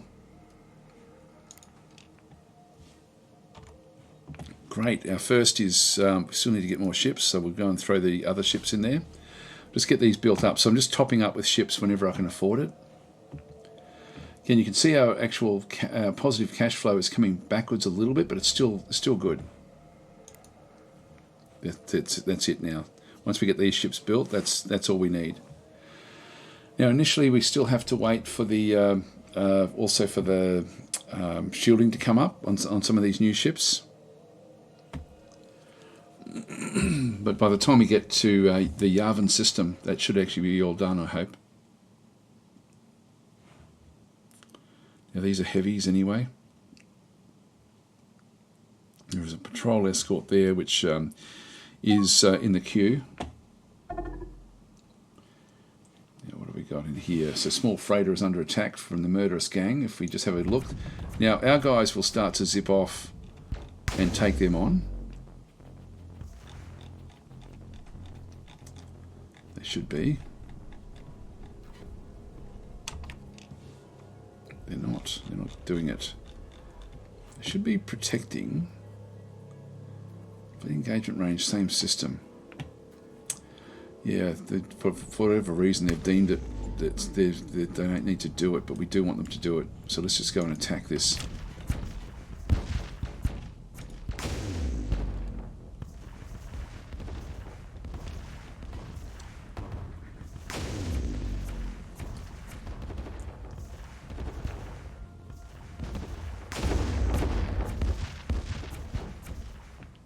It's already taken a bit of damage there.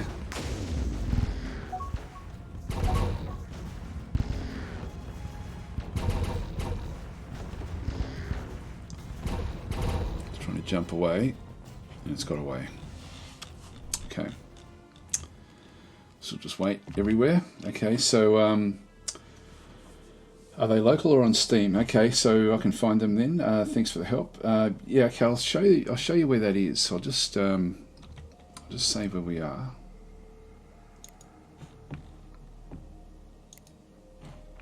And I'll just quit out to desktop for a second. So all you need to do is just go to your Steam library. So just open this one up and go to library. Go to and locate wherever Distant Worlds actually is. So just go and right click. Just go to manage, I think it is. Yeah, browse local files. So that's just basically, yeah, so it's just a right click on Distant Worlds, then a click on manage, or hover on manage, browse local files. That will then bring up this particular screen where it's going inside your Steam Apps, Common, Distant Worlds 2. So it'll go to wherever you've got the Steam location set, then go into the data folder in through here, and then you can see there that there's a couple of settings in through there. Now I've just got this one sorted by date modified to get rid of these things. And so these files here, game settings and game start settings, you can safely delete them. This is like it's 4:30 AM where I am right now. And so that's just literally updated when I saved the game. And so you can get rid of those. It doesn't affect anything in your game other than when you start next, it's going to start with all of the settings back to the way that they were. Actually, I'll do it because I did actually just quit out. So I'll show you what I then do at the start. So I'm just going to delete those. It is safe to do it. If we then come back into Distant Worlds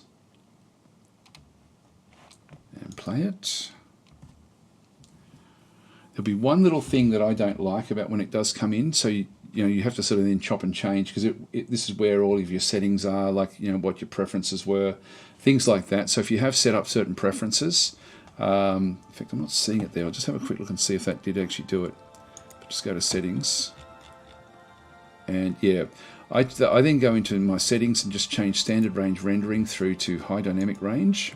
For me, that makes the game look better. So just click on OK. We don't notice it much there, but usually there's banding without that. You can change that during the game as well. And also, if you are changing things like music settings and stuff, I tend to just have the music down a little bit for the recordings. But that's pretty much it. So that's and then from there, when you do start a new game, it will then just be also reset, and it will just be whatever the defaults for the game actually are. So it's got the pre-warps and things like this. But all of your save games and things will be fine. So you can just load it straight back up where we were. Continue on.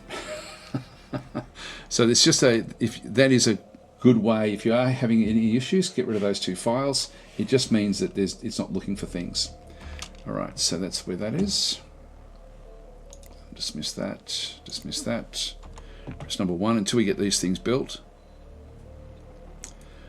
This one here is just trying to get its shielding up, and we do want the shields up before it does anything else. And we'll send these guys out once these are built against the pirates.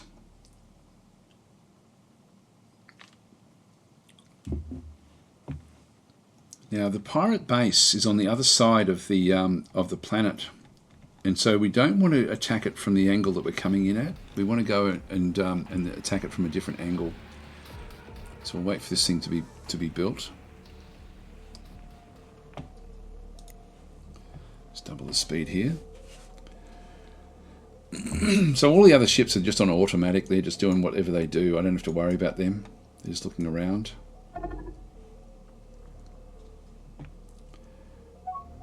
Okay, so wow, that's not going to make it out. So this is now, all of a sudden, these pirates are now really taking a big beating from our spider ships.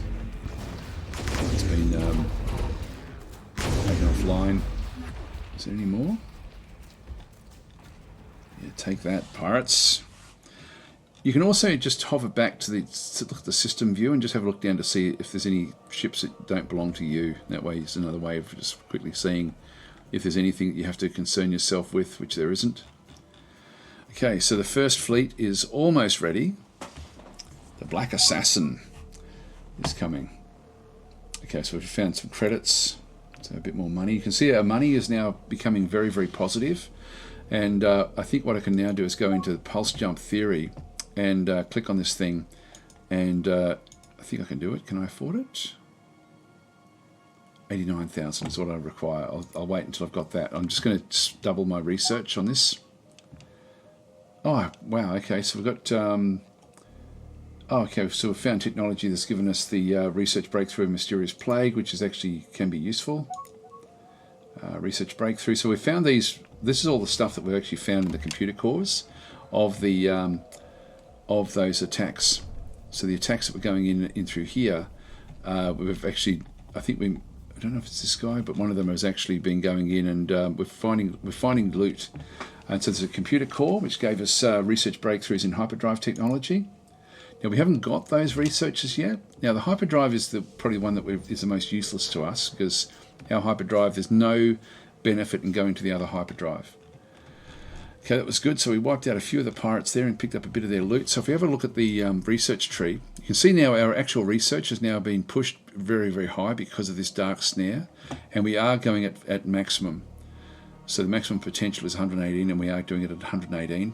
We've now got 4% funding back in there.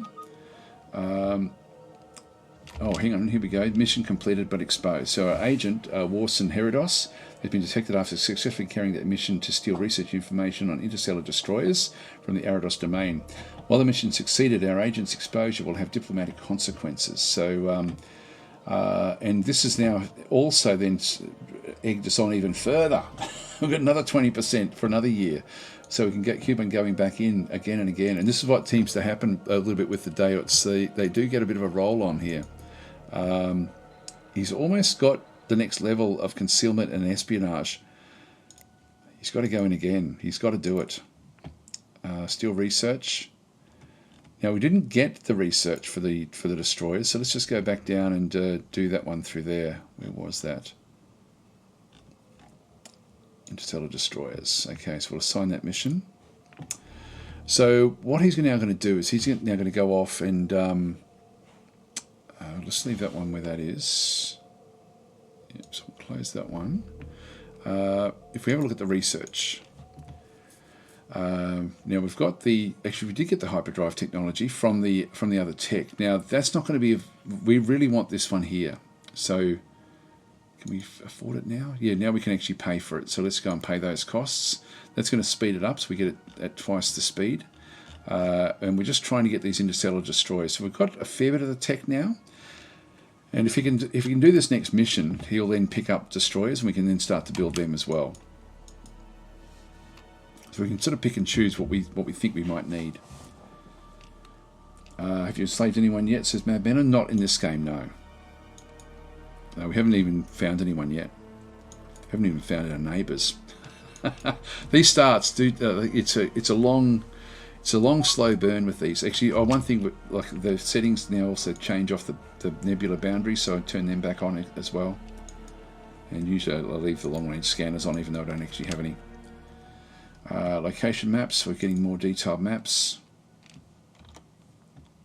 Well, these guys are now all built. We can now see a couple of lines. We've got the yellow line out there, which is our fuel range, so definitely we can go to there, and this is actually our jump range. So we can do the one jump from here, take out this pirate base. Now, as I said before, to come in on the other side of here means we may split up our forces, and I don't want that. So I'm going to go across initially and jump into this location to Yavin 5. So just tell them all to move there. And so they'll jump across. Now, this is just a standard old hyperdrive. Thank you for the subscription there, Ashgradash. Okay, there's no other questions, I don't think. I'm sorry if I have missed questions. I will have to finish this stream off when we do this attack. We can now sort of start to see how our fleet is going to behave when they do come in. So they're now all heading off. Now you can see there's still circles in through here. That'll be our fuel tankers will be still sitting back there. Thanks also Leaf Sater for the subscription. So if you guys do want to, I'll be streaming this one pretty much every day from on my own channel, which is just twitch.tv/DazTactic, which is like the name underneath where I am. So if you do want to ask more questions, I've tried to sort of rush this one because I've only got 2 hours to do it, but usually when I'm over there I can sort of stop and actually show things. So if you do have any questions about the game, feel free to bounce across. And even if I'm playing a different game, also feel free to ask questions about things like Distant Worlds or any of the other games that I play. So New General, just missed that one. But I love Distant Worlds. It's and it's just gotten better and better. Incredibly good game.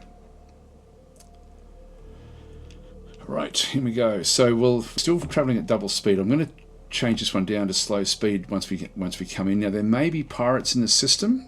We don't know just yet, but we'll clear this group out with this particular attack fleet.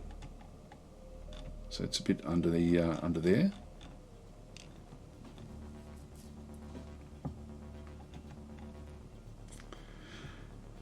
Now, none of our ships have actually they've only got trace scanners on our ships, so we don't even see all that clearly anyway. So we can see things very well up close, but not too far away. Yep, so this one is only strength of 229. This is going to be a fairly easy fight. So now that we've got them on that angle, we can now sort of move them into the actual attack. So we'll just go back to the first and give them the instruction to go and attack this one. So I'm just going to go and tell it to prepare an attack. You've got a few different things. These are long right clicks, by the way. You just do a long right click and then you end up with a context menu. So send the first defense force to prepare an attack, the secluded rest, or we can just do an attack. Now, prepare an attack means that if there are ships that aren't around, or if enough ships aren't around, it will then try to wait for them and then build up a force and then go in together. So it tries to coordinate the attacks. and then go through, or the attackers just go straight in. So either one of them is going to be fine for us. We'll just do the prepare and attack. So Leaf Soda saying I'm an idiot. I will subdue Taz next month if I forgot which channel I was watching. That's okay. That's all fine. Volanus is saying Distant Worlds 2 has ended up as my favourite Space 4X now. Yeah, no, it's great. So AK Free Flyer is saying, Daz, is there a schedule?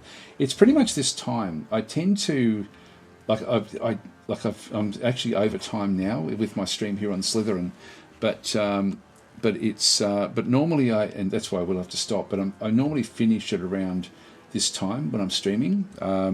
So this is my normal finish time, and I usually start like about 3 hours before now, 2 or 3 hours before now. So I usually stream for a few hours. So that's my usual time,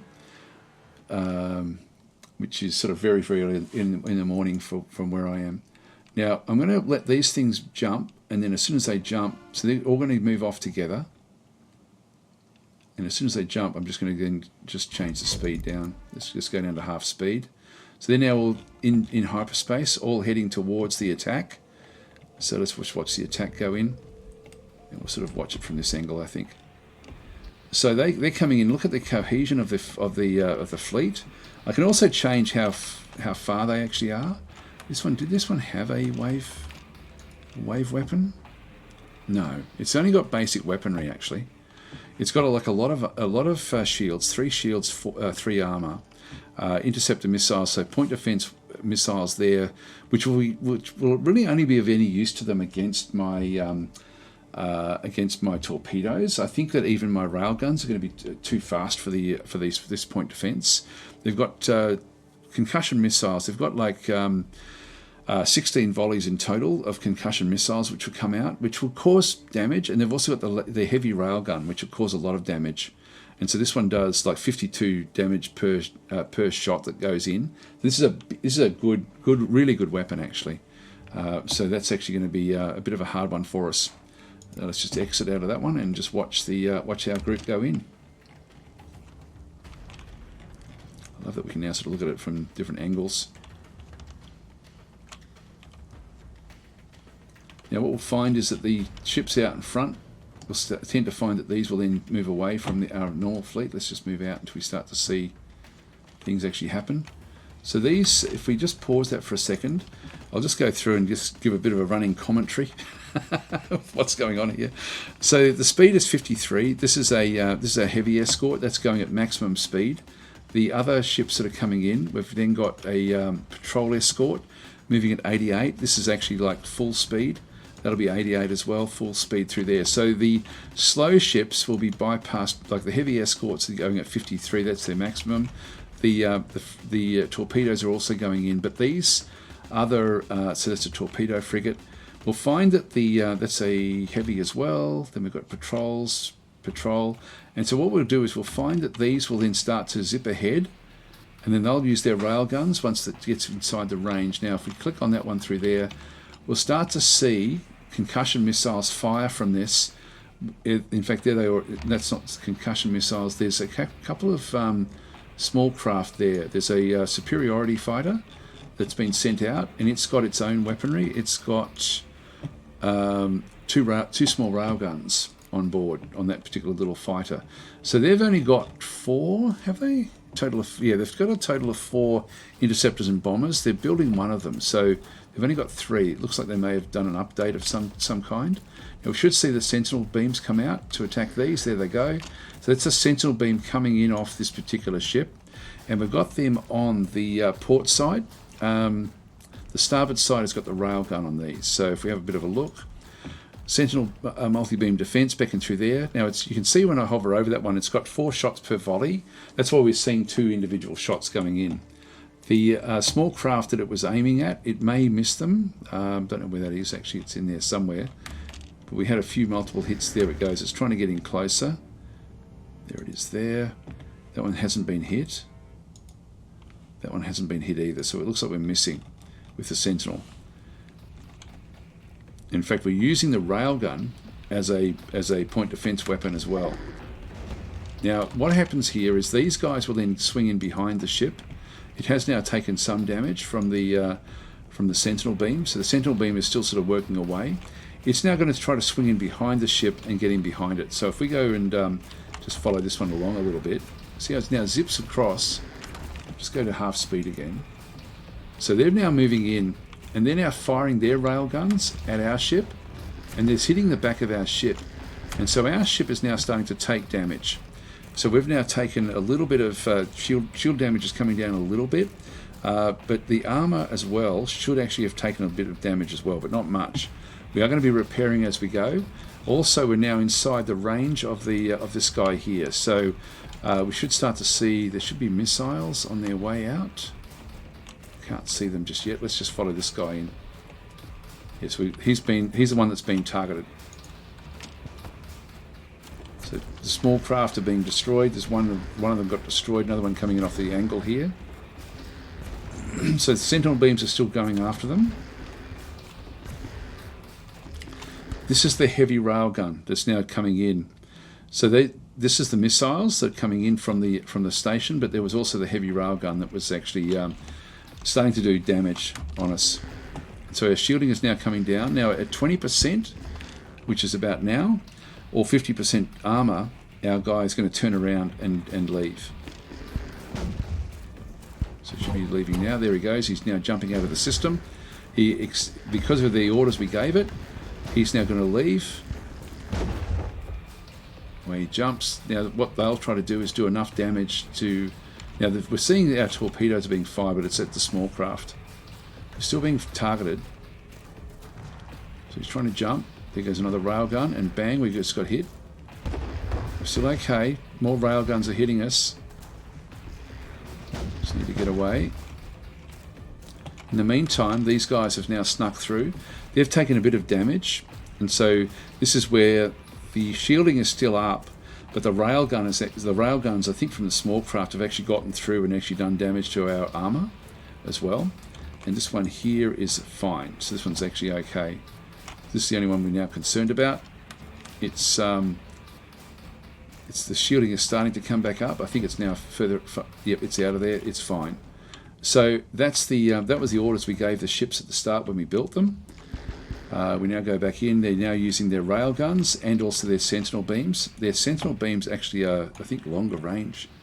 Yeah, they're 950. The railgun's only 880. So we saw the sentinel be fired off first, and then the railgun. And so this one will be the next one that it will probably target, I think. And so we'll have all of the quick-moving patrol escorts have now moved in, and then behind that we've then got the torpedo frigates and the rest of the fleet. And so these guys are literally just in here to crack open the egg. And so we're now going to see that we're going to start to do a little bit of damage in here, but it won't do much. So these are just to sort of get things started. So we're doing a little bit, and we're doing a little bit of damage every so often to defences and stuff, like if we sort of hover over that one. So at the moment, the only stuff that's happening is we've got the shots going in. Now with this one's, the railgun is actually bypassing our shielding and going straight into our armour again. So this guy here, again at less than 50% armour, will turn around and leave. This one over here is taking a bit of damage as well. It's now moving into position. So all of our quick units have actually now moved in. The rest, most of the fleet is now inside range. This torpedo frigate is not close enough yet. So we'll probably end up with a few of these leaving. Yeah, he's jumping away. He wants to get out of there.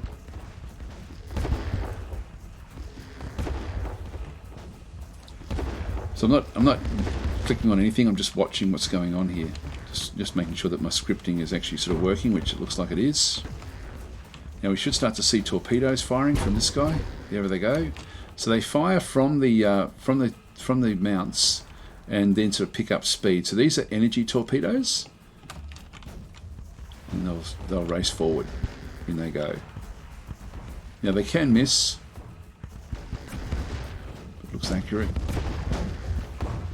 There we go. So we just saw them sort of start to blow into this area.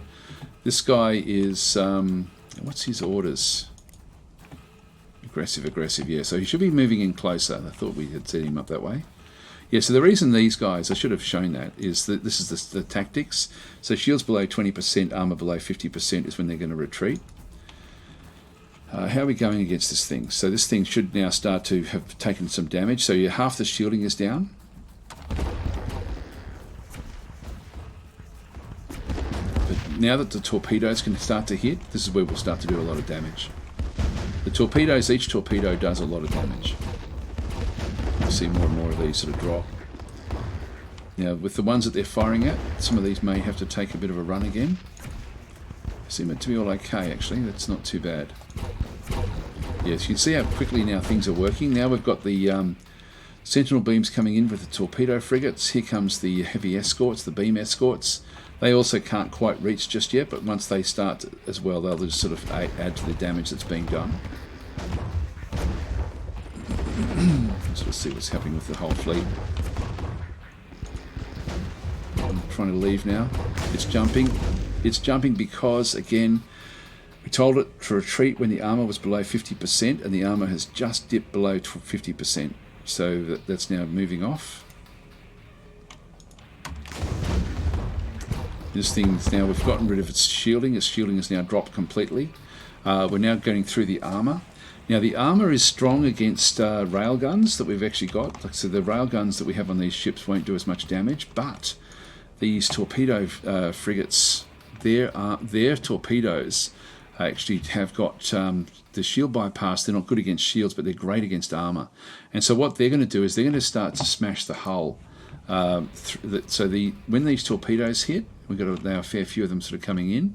Once they start to hit, we're going to start to see damage going straight through. So 40% of the damage from these torpedoes that all just went in there will have actually now done a bit of damage. So you can see there's a lot of damaged components that are left on the ship now. If we just go back and have another look. So we knocked out the armor and shields anyway, but we've now knocked out the construction yard, the energy collector, the concussion missiles are also being hit, the interceptor missiles. So the torpedo bypasses the armor now and is going in and doing direct damage to the components, which is really cool. That one misses. That one misses as well. So it's got limited time left. There's all of our fleet. So some of the fleet are still arriving. They still haven't got there yet. These really slow escorts. But these are very hard to hit. So this thing's now blowing up. I just love the degree of detail in the game. There we go. So the murderous Fang gang has now been eliminated. So we completely destroyed them. Then we'll get a few messages now. Nope, there's no ships that wanted to join us. Now, importantly, at this point, there'll be escape pods. How many? 2. No, there's a supercapacitor. So, so we may pick up more loot from here. Let's just go and grab this guy. Pick up the escape pod. Now, at this stage, if we have a look at the first fleet, we do actually have Admiral Dashak Aratul in command. But there's the pirate leader will also be now an admiral that we can now use in our fleets. So we pick that guy up through there. Hi, Orangutain's Library, how are you going? Yep, so AK Free Flyer saying I like watching from the fighter's viewpoint. I do as well, but now that we've got the freeform, like so if you choose, oh here we go, we've now just found a Tekin group as well. Food, a food group, one of the essential foods of the Dhayuts. Is the Tekins. So they're just now trying to bring in this particular admiral. The Tekins, yep, so we've found the Tekins now. Yep, so we've now got foreign pirate leader has been recovered. And so we've got Berat Akshat has also now joined our forces. If we have a bit of a look at these guys, there he is there. So he's everyone else is spiders, but he's actually, it says commanding the first, but he's actually not. He doesn't have that much stuff there, actually, to be honest. Whereas I think our guy would be better. Yeah, a little bit better, I guess. So anyway, that is Distant Worlds 2. We're playing as the Dhayuts. Hope that's been helpful. I do have to sort of leave the the stream here, guys. I have to go to the beach and go for a swim. So that will be good. And so we've now just made contact again with the, so this is where we sort of were before. So somewhere around is the Teekins. I sort of got rid of that message, but they're going to be around somewhere. Again, we can just start to use, we've only got the one spy still. Normally we're getting more than this. This will happen in only 2 months. Let's just let it run forward at double speed. See if we can grab that research. And so then we can start to then work against the Teekins as well if we wanted to. It's nice the way it works. And these are the ships, by the way, that had escaped. So they're now moving back in. These guys, yeah, everything is healed up on that one. It's just that the shielding went down too far. This one here, a bit of damage done to the armor, and that one back over there as well. That's fine. It's just coming back in. It just keeps them very, very survivable by doing it that way. Just let the spy finish off his job. Yep, 13th of April. And we'll have a quick look. But no, the game itself is an awesome game. The additions with the DLC are amazingly good. Like, you know, it really shows how the game can be more fleshed out, I guess, in the future, and it's so much more deep than what what Distant Worlds 1 was. So we've got the mission complete. So he's now completed this one. I'll just pause that one. He has picked up the destroyers. That sort of finishes things off there. And we've got another 50%, sorry, another 20% in through there as well if we wanted to keep on doing that. Or we can just send him off to do other things. So we've now got the Abra conglomerate, and we could steal their maps. This is much easier. These are just the Teekins. They're a bit more open, and so they won't have much research. If we go and steal research information, they do actually have heavy iron weapons, which is their secret weapon, so we could actually go and grab that. So we can sort of do whatever we wanted to do in here. Can we do that in, say, 3 months? Even that's not bad, actually. But anyway, I won't continue playing. We will leave it here. So thanks for watching, guys, and hope you have a great weekend coming up. I know it's a couple of days for you guys. Today's my Friday, but I think it's Thursday for most of you. So DR is saying, I like how Daz has been ending the stream for an hour. Yes. It's one more turn with these sorts of things. And Turner is saying, these are just Teekins, famous last words. They can be quite powerful, the Teekins. They can be quite good. Anyway, guys, I'm going to leave it there. Thanks for watching. I will catch you. I'll be streaming on my channel tomorrow at around about this time, and finishing up around about this time. But if you are around for that one, that'd be great. Actually, I can put links in for that one. Just if you are interested. Also, there's a YouTube link there as well. I've got a tutorial series I'm just starting to put up for the for Distant Worlds, and so that's actually I've got maybe 5 episodes up, I think, at this stage. There'll be a lot more coming. I'm just trying to sort of take a really slow burn with the tutorial for Distant Worlds as well. Anyway, guys, going to leave it there. Thanks for watching. I will catch you next time.